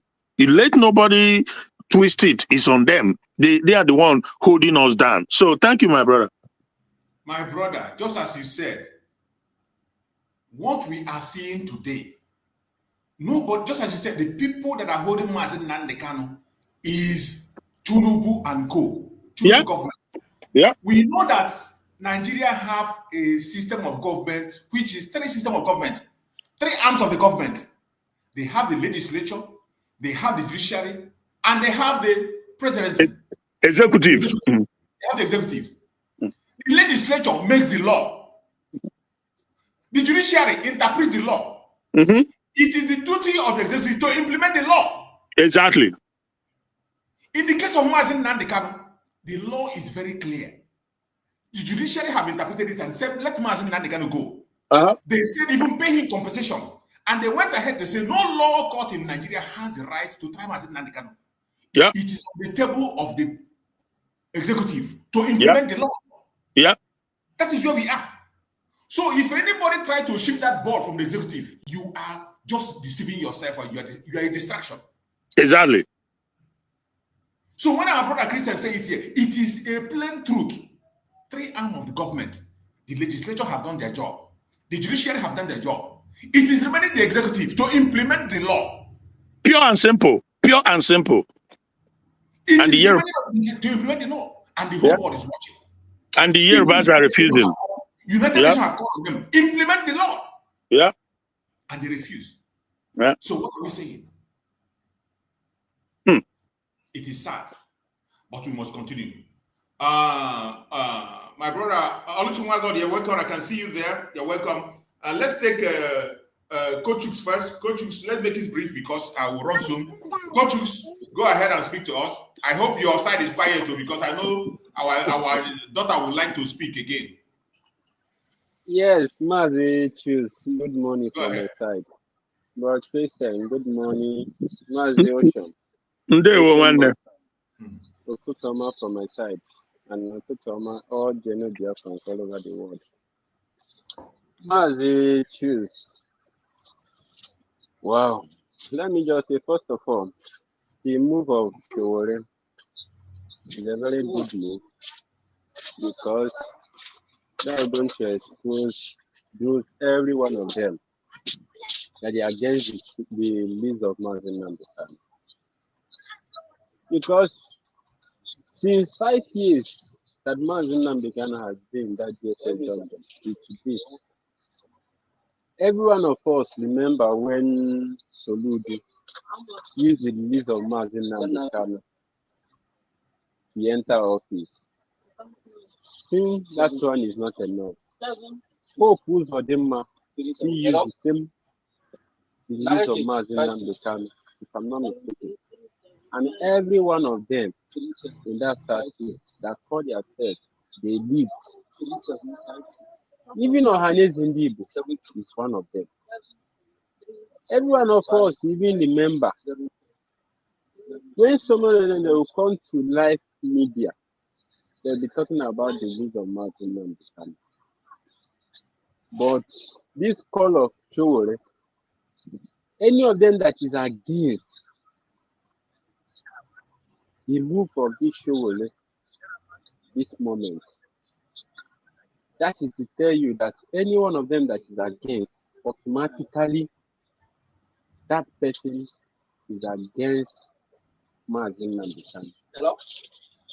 Because even let me just say, before Showore take this move, I know that this Anambra state election that is coming up on 8th of November, and every one of us still remember when Deputy Prime Minister of the United States of Biafra, when he said there was not going to be any election in Anambra State. And he also said, Soludo, I'm going to show you. That is exactly time that Showore said yes. This is exactly time that he have to take this move. Even though he didn't take the move for his own selfish interest, but for him taking that move, I'm sure that is going to bring a lot of changes on the release of Mazi Nnamdi Kanu. Because if Mazi Nnamdi Kanu come out today, nobody is going to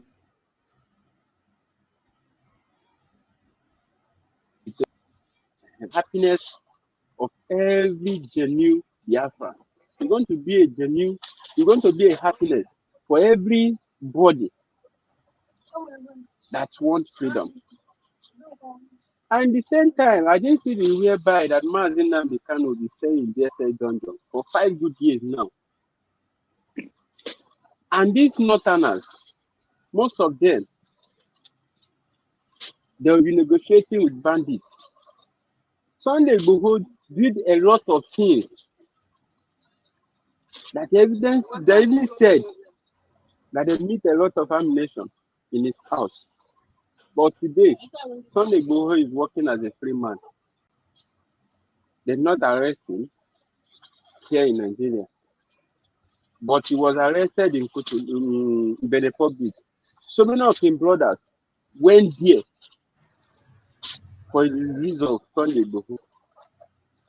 And Mazi Nnamdi Kanu is in DSS dungeon today. I didn't see any Igbo man. I didn't see those people that call themselves Igbo elite that even come out or they even organize any protest for Mazi Nnamdi Kanu. Even the one that this guy,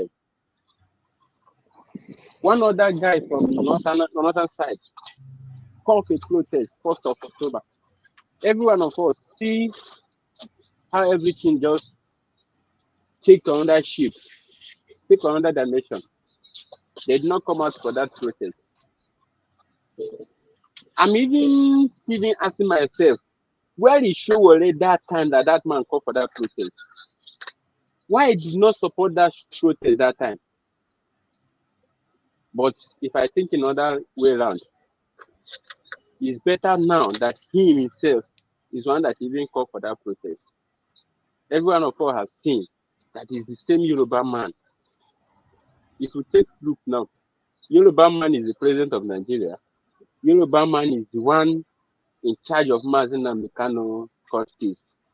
Yoruba man, almost the whole key post in Nigeria today is Yoruba man is telling it. It's the same Yoruba man is still championing for the release of this protest that we're talking about. I'm in support of that protest, and this is the right. This is even the chance. Anybody that said they like Mazi Nnamdi Kanu, They like what Mazi Nnamdi Kanu is fighting for. This is the right time for every one of us to support Shewale, for him to do, for that protest to be a successful one. Because that is the only chance that anybody that said they love Mazi Nnamdi Kanu, being you governors, being you senator, because all this one that I've been doing in the house there, in that their Senate house, they are even talking all sorts of nonsense. Because I didn't count all those ones as the nonsense. Because they are in unity in that their house. When they talk about Mazi Nnamdi Kanu health, every one of them that call themselves lover of Mazi Nnamdi Kanu, they're supposed to stand up. But every one of them is caged. Every one of them is caged. This is the right move for them to move. And this is the right time for them to take any move. If they want Mazi Nnamdi Kanu to come out. Because if this one fails, I'm not sure that this kind of chance is going to come again. Unless Biafrans do the right thing. Because it's our unity that are going to bring Mazi Nnamdi Kanu from that dungeon that he stayed to. And at the same time, I haven't seen anywhere that court in Nigeria will even bring Mazi Nnamdi Kanu out. Because they have even searched left and side, up and down. They did not say anything against Mazi Nnamdi Kanu. They didn't have any other option than to leave Mazi Nnamdi Kanu with this protest that is coming up on 28th of November. Wherever where you be, anywhere around Abuja, 20th of October, every one of you to come out in Igbo Square and support this protest that is coming up. Thank you, Mazi Chus. That is what I have to say for now. Thank you. Thank you so much. We appreciate you for your contribution. You have spoken well in support of what is happening. We must have to use the advantage that we have. Pick out the good things. Our support to the protest doesn't mean we are supporting any election or any politician. Our support is not for any politics. We are supporting the freedom of our leader, Mazi Nnamdi Kanu. That's all we want. Simple. Wherever it comes from, we support it. Wherever it comes from, it doesn't mean we are supporting any politician or any presidential aspirant. Simple. We are not interested. Anything that has to do with election, we are not part of it. We are already out from there. We are completely out. Their election, whatever, we're not part of it. But anything that has to do with us, like the case of Mazi Nnamdi Kanu, it is us. It is about us. And our focus is us. It doesn't matter who speaks about it. We key in and we take the advantage in it and throw away the shaft. Yeah. That is what we continue to do. My brother, Oluchuma God, you're welcome. Go ahead and take the mic and speak to us, my brother. Yeah, okay.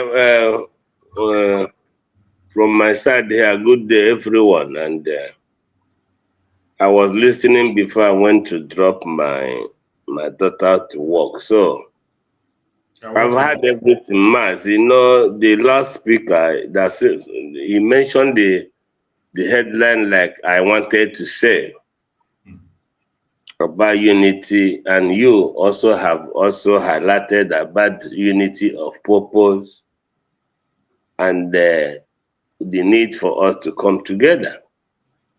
And I recall in my last attempt here, I said, how can we come together when people, they saw the truth, they know the truth, and they decide not to follow the truth? Like I say here all the time, Mazi Jukes, I have lost sympathy in the sense that from the days of Owazirike, from the days of Ohamadike, from the days of PM. And I want to ask everyone here, including you, Machu survivor. Yeah.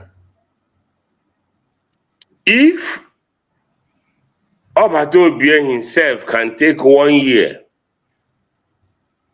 He gave us his template. He didn't. Sometimes people say, "Oh, try to hide what you are doing." He said, "No, no, no, no." He bring it. That is what everybody have knowledge of what Obatobe was doing. He was taking his step and he was educating everybody. I am doing this. This will bring this. This will bring this. This will bring this. It took like a year. He even went so far, he appointed people who would design Biafra the way Biafra will look like. This man took his time and energy to tell everybody what is going. He bring many, many people to tell us. Those who will build Biafra, how Biafra will be built. The whole thing he was doing, he showed it to all of us, including you here, including Brother Christian, including everybody here. He entered villages. He said, "The country, this, country." He put up everything. He put up map, everything. He told us what we are going to get. And he was driving this, going at a time. Even before Batobe was questioned, he promised the first set of people who applied for USB ID card, he said they will get it in Finland. And we saw that unfolded. We saw people happy. We saw people, jubilating that they have got identity. They showed their identity. They were happy. We saw the pictures of everybody streaming Biafra, in Latin Finland, almost 1,500. We saw them at the airport. We saw them in the local airport. We saw everybody heading to Latin. My brother, let me tell everybody here, the reason Tinubu is doing what he's doing, in as much as he has power as a president to say, "Let this man go," he has the power. And you'll be thinking, "Oh, he's a governor this, governor that." After all, they are instrumental to Nnamdi Kanu kidnapping. They all of them know. But I want to ask all of us here, you think that after Lati, that Biafra was declared, did anybody here think that if what happened did not happen, that now Tinubu have seen the loophole, his cabinet have seen the lapses, even our people bought into what Gumi told the Nigerian government, buy their people, pay them, let them fight themselves. And today, me and you are watching this unfold. You think if people have stick to USB government that was declared, even those now, I don't like your platform is no name calling. Let's call acting here. Let's just say CRC is not a name. Let's call Brigi is not a name. Let's call Autopilot is not. Are you telling me that if these people have stick to the Obatobe template today, my brother, they would have left Ohamadike? Because now they saw loophole that was no oneness, there is no unity. Oh, thank God, we have separated them. People are saying this, the same people who is holding Biafran ID card are not recognizing Biafra. And you are looking for recognition. They're asking, do you want Belgium to recognize you? You want Finland to recognize you? You want Europe to, when you yourself have not recognized yourself? How does it work? Me and you, we are living in Europe. Some Malta is not up to 1 million. Kosovo got independent, they're 800,000. Kosovo lived in Greece for 5 years. They got independent, almost 800,000. Today, I don't know how many population they are. Ireland is 5 million. Then the people who came here make maybe 6 point something million. This guy will labor to put all this thing together. And all of a sudden, people who we supported, we made payments to support the declaration. Everybody was eager. Those of us who are not able to go there because of one thing or the other, we supported. They went on our behalf to declare Biafra. My brother, they turn back and tell us that they no longer recognize this. Even when Obatobe told us that the way he's watching this government, Nigeria, say he might do it before second. All of them, Obatobe never hidden anything from anybody. Apart from his cabinet meeting, we are not there. But what he brought to the table, every Dick and Harry saw, home and abroad knew what Obatobe was going to. But today, people will come to social media. They will brand the United States of Biafra a terrorist organization. And you think Tinubu and his media team are not seeing this? You think when they hear this news, they will not look for another person? Now you see people, our brother, a reverend in America, you know, so a few days ago, Enugu State had been bombarded, killed. Even Dr. Obadiah Melafa said they had a meeting. And the meeting is, by the time they finish from the village, they will enter town. My brother, a few days ago, did you not hear that in a town, in a city in Enugu, was attacked and 5 people was killed? Na city, Ohanaeze village. Then tell me how Tinubu is not holding Nnamdi Kanu. When an average Igbo man in Lagos will tell Tinubu, Jiden Nnamdi Kanu. Imagine if there was unity. When they read out Obatobe instruction, they said it's Dr. Ngozi Ohaneze. Because Obatobe put up everything. We saw everything. We see everything. So you see that if you are a president, even if you are dying, you must have a document that you are anybody that you will, if you are incapacitated, you will begin to read what the president said. That was what Obatobe. He put up something and said, I am going to fight for Biafra for only five years. He put up a document that will be coming out one after the other. Now, the person he entrusted the government to be reading out what he put in place. Our brothers and sisters say, no, it will not work. It won't happen. And Tinubu is celebrating. Here now, his people are celebrating. Are you telling me that if we have concurred to USD, that if before, when Tinubu is destroying Igbo people things, it's only one comment, but we talk now. So when we stop?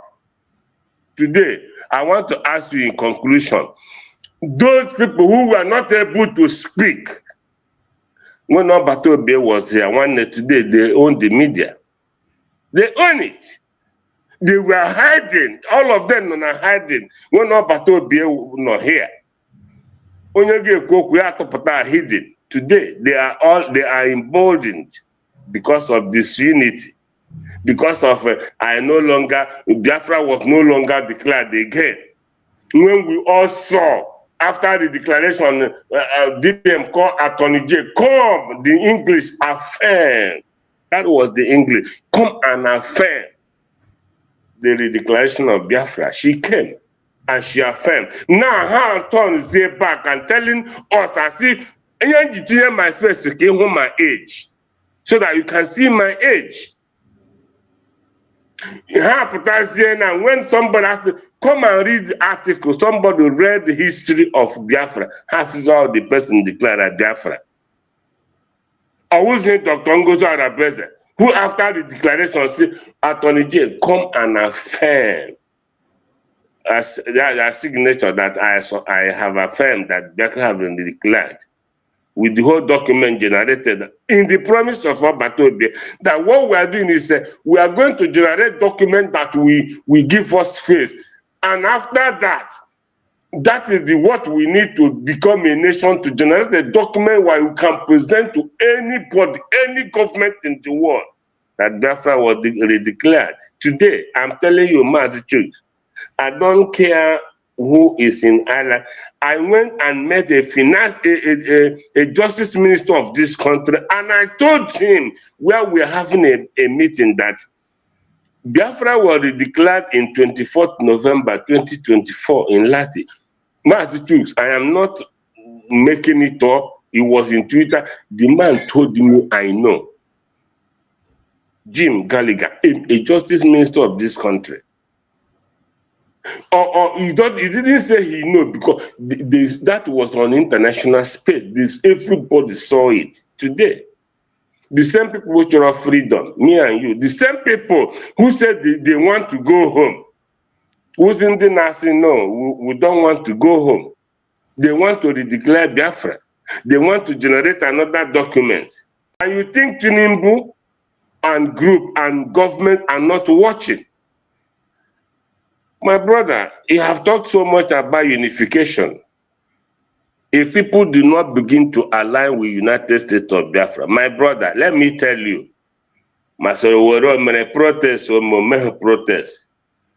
Zaki Nnamdi Kanu fought for. He was not looking for a country. Nnamdi Kanu, if they kill Ohaneze, let me tell you, Ohaneze, Igbo people are gonna nothing. And Nnamdi Kanu, oh, my brother, the world knew Nigeria will lose. Nnamdi Kanu, one year just need the war. And all I was no, because he will, God forbid, I got but all crude, gas in Imo State, heading to Europe, Morocco. All we had these people need, Nnamdi Kanu, they no send anybody. All this unity is causing havoc for us. My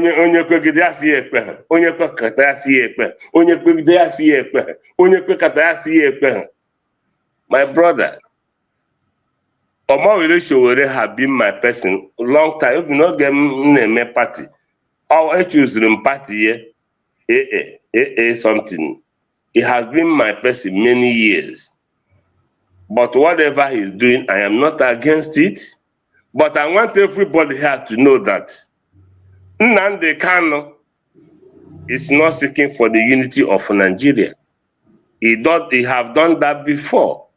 He saw it's not working. What Nnamdi Kanu is seeking for is the liberation, total independence of United States of Biafra. What Obatobia is asking for our home, Obatobia were politicians. Just yesterday, it was Ike mad. And people say, oh, Jide Obatobia when he offered again me. Obatobia no inside. What is seeking for is United States of Biafra and total independence of United States of Biafra, which was declared by his template, by what he put in place. So, brothers and sisters, we can stay here and talk. Good, we are talking. Thank God if God is a big platform, people are listening. But if those who said they did not again recognize United States of Biafra, if they did not begin to think back, say no. I am not supposed to be talking about Briggy. I'm not supposed to be talking about the CRS as a government. I'm not supposed to stop. Did you remember from Enter Biafra some years back? People can ekwoku autopilot, na-ekwoku CRS, na-ekwoku Briggy. Ebe Briggy motra USB. Obatobia never miss words. Let me conclude. Anybody, any Biafran, anybody that is a Biafran, whether you like it or whether you don't, if you are not aligned with this name called United States of Biafra, my brother, you know name. Because Ohaneze swore that he will never concede an inch of any land of Biafra to Nigerian government. All we have in the United States of Biafra. Simon Grady Ohaneze villages or he never forced nobody from village to village, from village. Only obla say some atron is on ihe na-eme. Aha onye obla surface ye tinye na map. Today, Can the matter now? But I hear you tinye my faith. He who my faith, bro, all the children God. Came mama this face. I will face the time. This face, I will face it today. The answer is no. There, woman. Hello, my brother. God. Thank you so much. I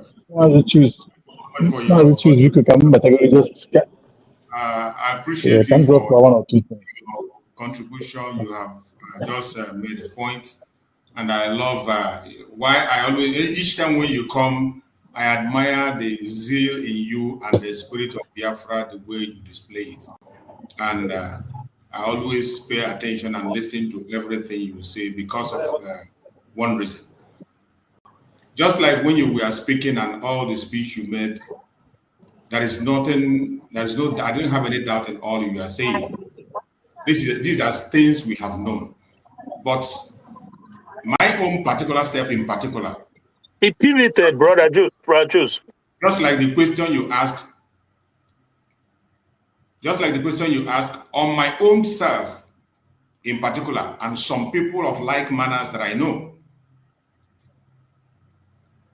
The question where we are today, it is not about talking about Briggy or whoever that is forming any group or any organization. Yeah. Every single one of us know why we voted and what we voted for. Yeah. Anybody who did not cast the vote, it's a different ball game. You are entitled to be able to say you're not going to vote. You don't support so. And we know that there's never a time you can get 100% vote. I stopped talking about that angle of discussion because I've seen it that it is not a bone of contention. Everyone that is genuine and you are sincere, we all know where we are supposed to be. The issue of where to be, whom to follow, or who is supposed to be is not the problem. That is not the problem. You know, initially at the beginning, there was a statement I always make in this platform. And when I make it, some people get confused and some people get angry. And that is why I stopped speaking about that and I stopped talking to that direction. Every single thing I say here, I say it based on what I know, on what I have seen, and what I have had. Exactly, I was very, very available inside. From the time of Nnamdi Kanu up to autopilot. When Mazi Simon Ekpa did not have up to 50 people in his platform. The very first place I saw the program of Mazi Simon Ekpa was in Igbo YouTubers. That was where he sent his video. Where we are doing subscribe for me, I subscribe for you. That was where I met Mazi Simon Ekpa the first time, his video. Igbo YouTubers. He brought his video there to look for followers. He didn't have up to 50 followers then. That was where I saw his video the first time. Before he began to preach. Even before Mazi Ndigbo recognized him, I have been following his program. I've been watching his program and listening. So there is nothing somebody will tell me about his character or whom he is or what he is, whether he is real or not. Nobody will tell me about that. Coming to autopilot, I was there from the beginning to the end. Even when it was formed, I intentionally refused to join their media then. The very day he announced that people should come and join the media, I was there. I was live in the program. I spoke on that program. And I said when it is going to be, the media is going to come, I will be there. But when it was formed, I refused to come. I have a reason. I stood away. Until later on, when I was approached, then I joined the media. I was there in the autopilot. We had so many meetings in that media with Mazi Simon Ekpa. In many programs, when he wants to go, he will call us to join him. We go and join him on the program. On outings, some meetings he is going to hold for other people. We go there and we join him. So there are so many things I say and I do today. I know why I say it. But there are so many things I cannot come and say in this platform and talk about it here. Because I don't want to be an agent of confusion. And I don't want anybody to come and use my word to go and conduct a program for his own selfish interest. I will not be used by anybody to cause a confusion or to go and begin. I can't do that. So when I was saying what I was saying on this platform, when I was countering and saying that there are certain things we are supposed to do that we have not done. There was a day I made a program, I think Oluchimo was here, when I say, if it will take going extra measure, Let us take extra measure to maintain peace. Yes. I know why I was making that statement. When I was here, and I understand it. Where to stay, who is called, but there are responsibilities that lie on us that we refuse to do. When I said that we have not exhausted all necessary means, I have a reason for saying it. That the government have not exhausted all means. But I started to stop talking about it because people have grown to the stage whereby they misunderstand. When you bring out a critical argument or you bring out a critical understanding or a critical concern, people misunderstand it and call it an attack. That was why I stopped. When you bring out a critical concern, they call it an attack. Today, there are so many things that has happened because things were not done the way it's supposed to be done. Yeah. So many, and more is still going to happen. There is something looming today. Maybe you are not aware. As I'm sitting here, I get so many informations. I hear so many things. Even though it is, I don't come here to do program with you because it's not meant for program. I will not be an instrument for confusion or to deceive anybody. All I need to do is to bring out facts, tell you things. It's left for you to go back home and think about it. Anybody who is confusing whether the name is going to be this or is going to be that person is not deceiving himself. We don't even need to pay attention for such kind of people. We don't pay attention to them. Our concern is supposed to be building what we want to build, do what we're supposed to do. And when we talk about structure, the structure and what we're supposed to do, it is not difficult to know. Just like my brother here confirmed, confirmed. Everything we are supposed to do is spelled out in ABC by Martin Saban. He didn't do anything secret. They are all in the open. I still have the video. Go and watch the 3 last programs he did. He explained in detail what we are going to do after declaration of the United States of Biafra. It's spelled out. I want you to go on your own, watch those things. Then you compare with what is happening and you know why people are concerned. And when somebody is concerned, you don't take it as an attack. Respond to it. Make changes where necessary. Listen to them. But when you begin to see every contribution as an attack, it creates confusion. And that is why there are certain things it doesn't, even if you put me a knife on the neck, I will just be watching. And it continues to unfold. My joy is that when those things, for me personally, please, can I drop this word because I have something. Right. In where I'm standing, that I'm right. But I will never be an instrument of confusion or deception. What my brother Anchumego said is completely, anybody that is coming to say you are confused about, it is not about the name. It is not about who leads. It's not about who is supposed to be there. I can understand when my brother shows concern about the first confusion. That very confusion, I know it is key. The very first deception that came in created the chaos. But once it has happened, we should forget about the blame and think about how to forge ahead. Look for a solution to make sure it doesn't continue to happen. But if people are not... The problem we have now is that, I said it before, that in resolution, conflict resolution, we score 0. Completely 0 in conflict resolution. There will always be conflict. That one is 100%. But conflict resolution, we are scoring 0%. And I'm telling you that please let me. That is why I continue to preach about unity. Any day I come, I speak about unity. I have a reason for saying it. And I have said it and made a promise. I know where I stand. I know what I want. I know why I came to this very struggle. I will never be part of any confusion or denigrating somebody or looking down on anybody. I will never do that. But where necessary, where people have concern, I will listen to them and I also give people voice to say and speak. And when it is time for me to make my decisions, I will always say what I have in mind to say. I really appreciate my brother.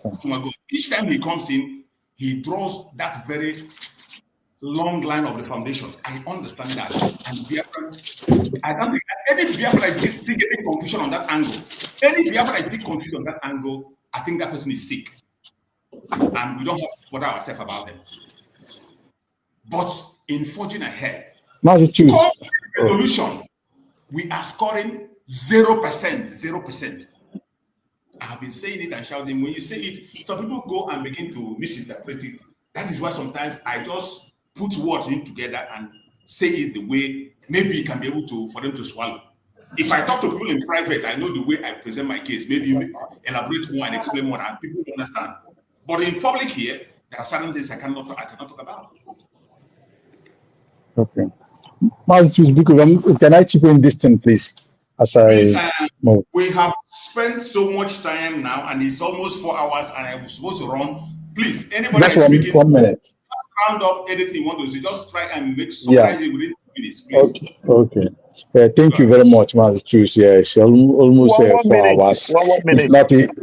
It's not easy for you to do that. Thank you very much. I want to really thank you, and I want you to continue. And please, we all know you, Master Truth Survival. Sometimes you don't need too much explanatory concerning you or concerning the happened. Biafrans are smart. We know all we know, and we're gonna know more. We will still understand more. So please, some certain things, just like you're a very reserved person, mostly, keep doing that. No matter what I say or what any other person may say, you don't need to do much explanation because we know ourselves. Having said that, I want to thank Mazi Oluchi, my God, Mazi Kuchus, and the other person I couldn't see the name very well. All of us. Okay, Bro Christ, I really thank you, my brother. Those who are listening and those who will listen thereafter. Thank you. One thing I want to drop here before I leave is this. Mazi Kuchus, please take note of this. It's very important. And all of us, even those who will speak on other forums, it's very important. No matter how the direction or where we see this call of chivalry from Nnamdi Kanu protest, no matter how we see it, please, dear friends, let us do our best not to analyze it much, but rather let us give credit to that, to encourage our people, to energize our people to be there. Please, let us not go into analysis on that. I will tell you, no matter each way from the angle you view it or you're going to view it, that call is a divine, and that call is a win-win for Biafra. No matter either the left or right, it's a win-win. We have a case in Nigeria, we have a case in Finland. If you understand, you understand. We have a case of Biafra being total free and liberation. If you understand, you understand. Please let us not go to analyze whether we have done wrong in the past, have done wrong in this or that. We understand how God works in a very mysterious way. You don't know it all, I don't know it all. So I want to leave it as at that. And again, I want to encourage all of us, and all of us. If you are not going to be there, support anybody that you know that's going to be there. If you know any group, genuine group that want to be there, that needs support, if you don't have, support them. Let us make sure that all this news concerning Showore and this happening about Nnamdi Kanu of 20th of October, let us make sure that it goes viral, goes to anywhere. If it's on Twitter, follow that Showore on Twitter. Retweet it as a tweet. If it's on program, as you're saying it, say it anywhere. It will give that Showore to encourage to do more, to go extra mile. Call those who have called again. Call those who have not called, because it is not easy. God have done it for us. We cannot use our hand to scatter things. I want to encourage us as well. You see, everybody cannot be in the same page. There are some people who have made hell bent to destroy whatever good that you want to do. And in most cases, let me tell you, Satan, the devil, use what you cherish most to give you heartbreak or to try you. We should understand that. So many things have gone wrong. There's a passionate appeal that I made to get you survival last, and choose to understand it very well. Keep doing that. Keep doing the best you can. You know, in everything, advices are taken. Advices can be ignored or not taken as well. Let us not pain anybody. It doesn't pain me when I say something when people doesn't take it. But if I give you genuine advice, if you don't take it, I'll watch. It's like truth is like prophecy. It will surely come to pass. Leave it. But what we pray for this journey that we are, Biafra is for you, Master Survivor. It's for Mazin Nnamdi Kanu, Simon Epa. It's for Uchiwa God. It's for Kochus. It's for Chris. It's for even me that you see. It's for everybody. Everybody. Those who agree and those who did not agree. But when we get there to Biafra land, some cases need to be treated well.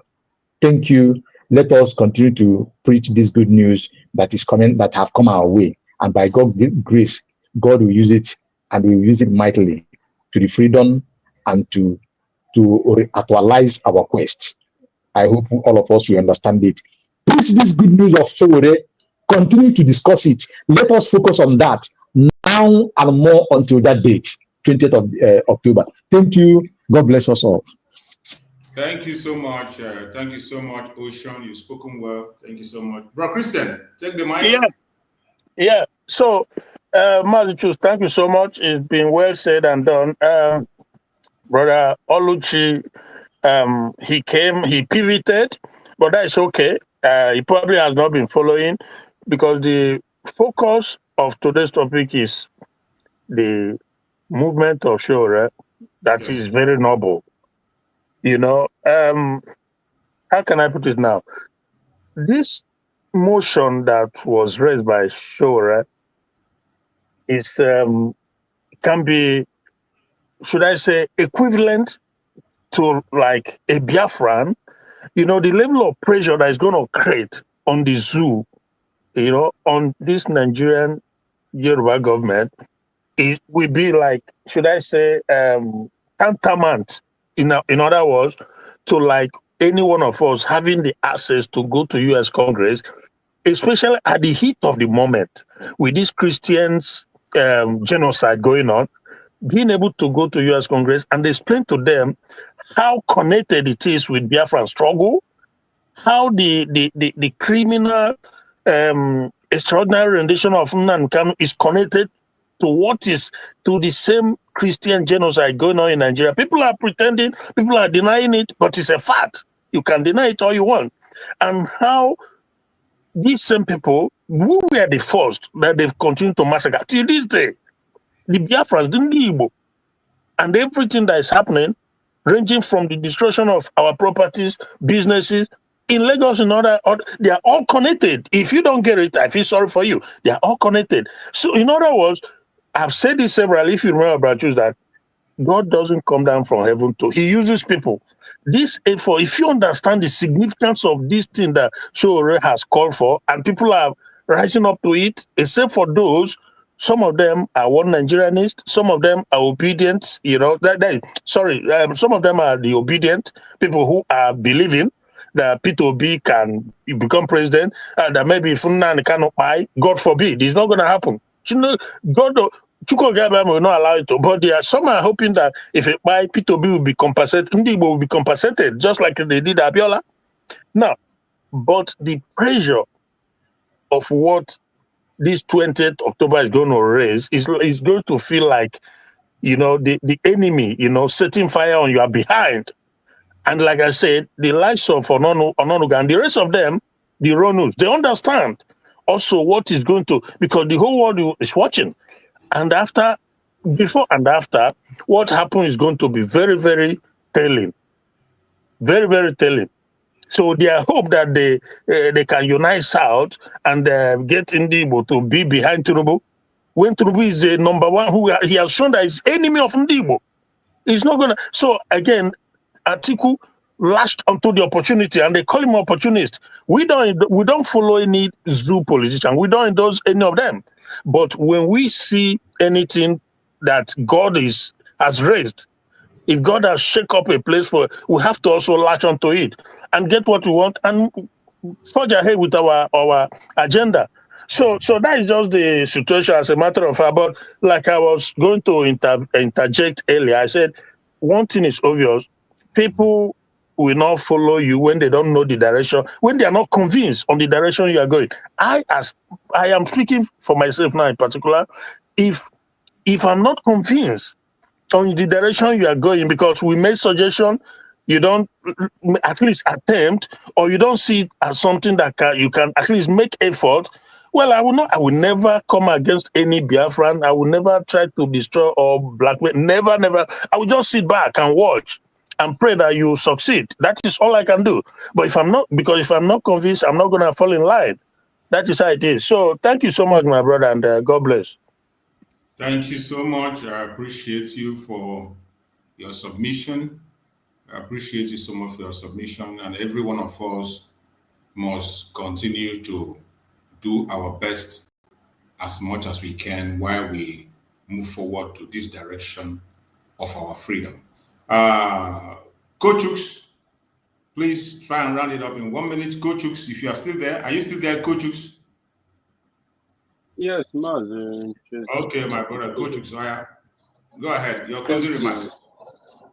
Thank you so much, everybody that has spoken so far. Yes, the Almighty God will serve said, you're going to prepare a table in the presence of the enemy.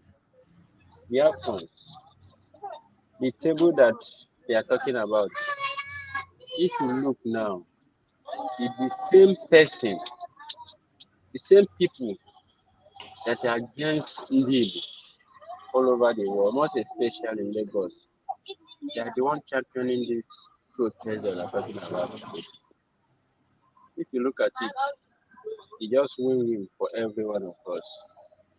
Every one of us should just come out and support the movement of show. Because Mazen Nnamdi will come out today. We're going to even enable him to treat himself. And even Mazi Simon Epa, that is in Finland today. Even though if he come out today, without Mazi Nnamdi coming out, he will not going to be happy. Because Mazi Nnamdi has stayed overdue in that DSS dungeon. And going to that Igbo Square on 20th of October, I have seen it. Everything that is going to happen there. You're going to pay the international world. Those people that are in hand in what is holding Mazi Nnamdi down. You're going to give them signal that this man that you people have asked us to go, we did not see anything. We didn't even see anything against him. We did not see any genuine thing against him. We didn't see the reason why we're holding him. This is time for every one of you. Most especially the British himself. This to give them signal that this man is Nnamdi Kanu, that you people is holding. This is the right time for you to come in and to come and release this man.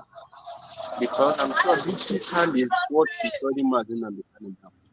Because they are company that they established in Nigeria, which is Nigeria. This man is the one that wants to destroy it. You people to do the right thing before those people that you don't want them to hear about what is happening in Nigeria. This is time for you to come in. The call of the protest is going to even generate more exposition in what is going on in Nigeria. And I'm still saying it again. Wherever where you be in Nigeria, on 20th of October, come out and support that movement.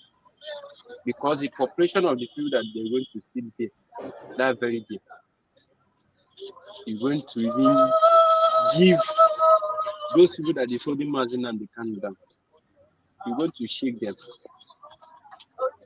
And the election of Anambra State, that's one too. You're going to give them signal that Nigeria is out of the hand. Yes, I stopped my mic here, Mazi.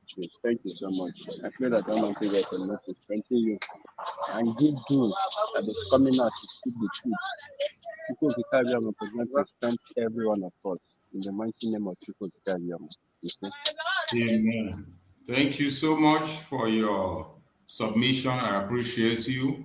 And we go to my beloved brother Oluchumagod. My brother Oluchumagod, Yeah, thank you, Mazi. I'm not going to take your time. So, like I said before, any day,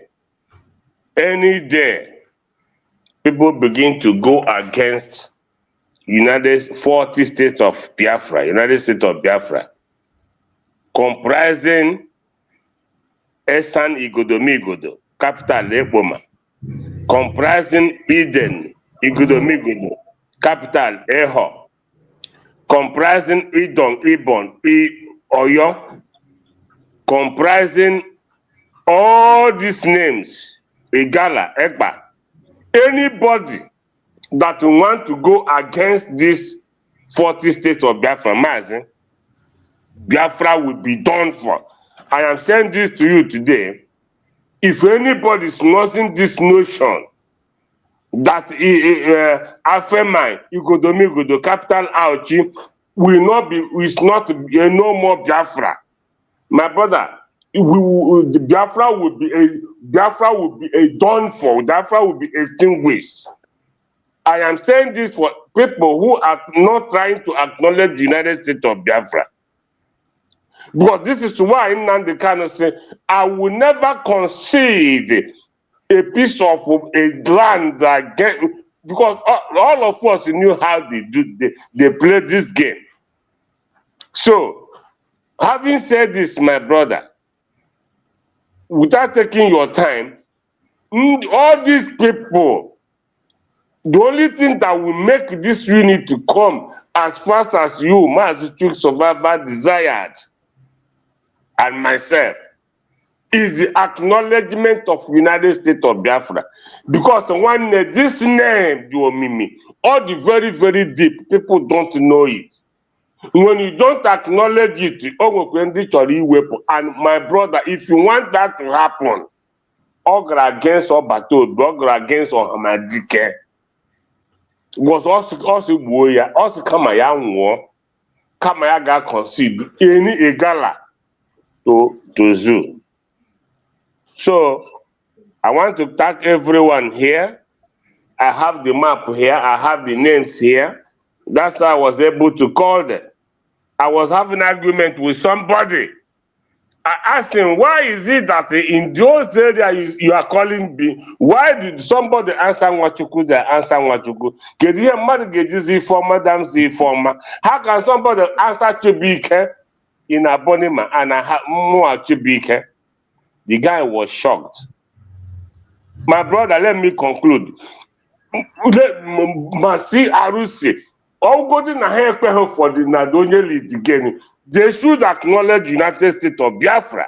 If they don't do this, 100% I agree with you. My brother, if they don't do this, Nigerian government will continue to take advantage of that. That was why Okigwe fair.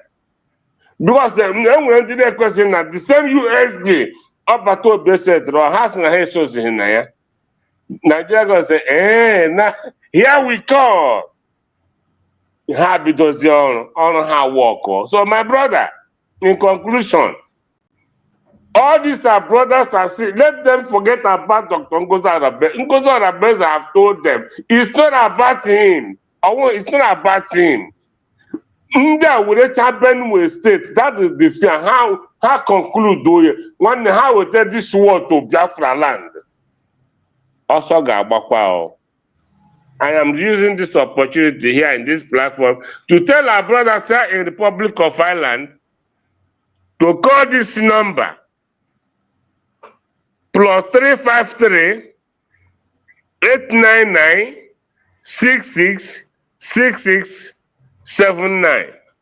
That is Biafra Mission number here in Ireland. Call this number and we will update you. Thank you so much, Master Chooks. May your days be long. May you reap the labor of your work. May Elohim protect and guide you and your family as you stand for the truth. May the King of Kings uphold you, Master Chooks survivor. May you never be found wanting. May you never be in the back book of Elohim. You see? Be strong, stand for the truth. Elohim will elevate you. Nobody will. I will not, I can't. It's only Elohim. Ndewo. Thank you so much, my brother Olushunwa God. I appreciate you for that very strong speeches and statements. I appreciate you. And I have to say, every one of us in the old southeastern region, the present south-south, southeast, lower Kogi, lower Benue, we are all Biafrans. It is non-negotiable. We are all Biafrans by birth. If peradventure you decide not to be a Biafran, it is your right. We have people who are citizens in the United States, citizens in the UK and other parts of the world. You want to be a citizen there, it is okay. But your being a citizen of another place doesn't change whom we are. Just like individually, we can decide to choose a guy name for ourselves, but our parents will always call us by whom we are. And I want to say, if you don't want United States of Biafra, is it a divided state of Biafra that you want? If you don't want the United States of Biafra, is it a divided state that you want? Big question, big one. For me, that is why I stopped talking about those people who refuse to. And you see, this very video that I always play to start my program and end it has a significance. This very national anthem, where everybody that is in different camp today, they are all here. Everybody in different camps that you see today, they were all here and they sang this national anthem. That is why I stopped talking about them, stop talking about or telling somebody where they belong. Or what I am interested in is we resolving our issues. Let us try and resolve it. And those who know that they have the upper hand to make this resolution. Conflict resolution, I say it again, we have to look into it. In this very protest that is coming of Showore, we are not politicians. We don't support anything that has to do with Nigerian government. We are not part of the election or whatever they do. We are not part of it. But we have something very, very important to tap into. The call for the protest, we stand 80% chance of gaining from it. I repeat again, there is no pressure coming to Nigerian government that myself can see. Maybe you are seeing, but me personally, I don't see any goddamn pressure from anywhere. This is an opportunity for us to key in and push that pressure. It's an opportunity. Let us key in into it. Support it. It is not about Showore. It is not about Atiku Abubakar. It is not about Sheikh Husani. It is not about Owazirike. Owazirike also weighed in. But it speaks volume. There was a time that they cannot sleep without calling the name of Mazi Nnamdi because somebody was putting pressure. Somebody was giving a sleepless night. But somehow they succeeded in making us lose that grip. They succeeded in making us lose that grip. And today we have seen something else to key in into. We must key into it. I don't care. Just like our Prime Minister Mazi Samango said, in a program which I have played here several times, he said that he do not care what will bring Mazi Nnamdi out, including political solution. He is in for it. He said it in the last program. Anything that will bring him out, he is in for it. Likewise, myself. Anything that will favor the release of Mazi Nnamdi, I am 101% in. And I will preach it, broadcast it, and say it till the end. May Chukwu Okike Abiyama guide and protect every one of us. I wish you all a very happy weekend. I pray that no evil shall befall us. No weapon formed or fashioned against us shall prosper. I pray for our leaders, more especially Mazi Nnamdi Kanu and Mazi Samuel Ekpa, who are in detention, suffering because of you and I, sitting at home every day. I pray that Chukwu Okike Abiyama will strengthen them, and no weapon formed or fashioned against them shall prosper. Thank you so much for being part of this program. I will see you all again by special grace of Chukwu Okike Abiyama tomorrow. Stay blessed and remain faithful and continue to stand for your freedom. Thank you. And may Chukwu come and bless all of us.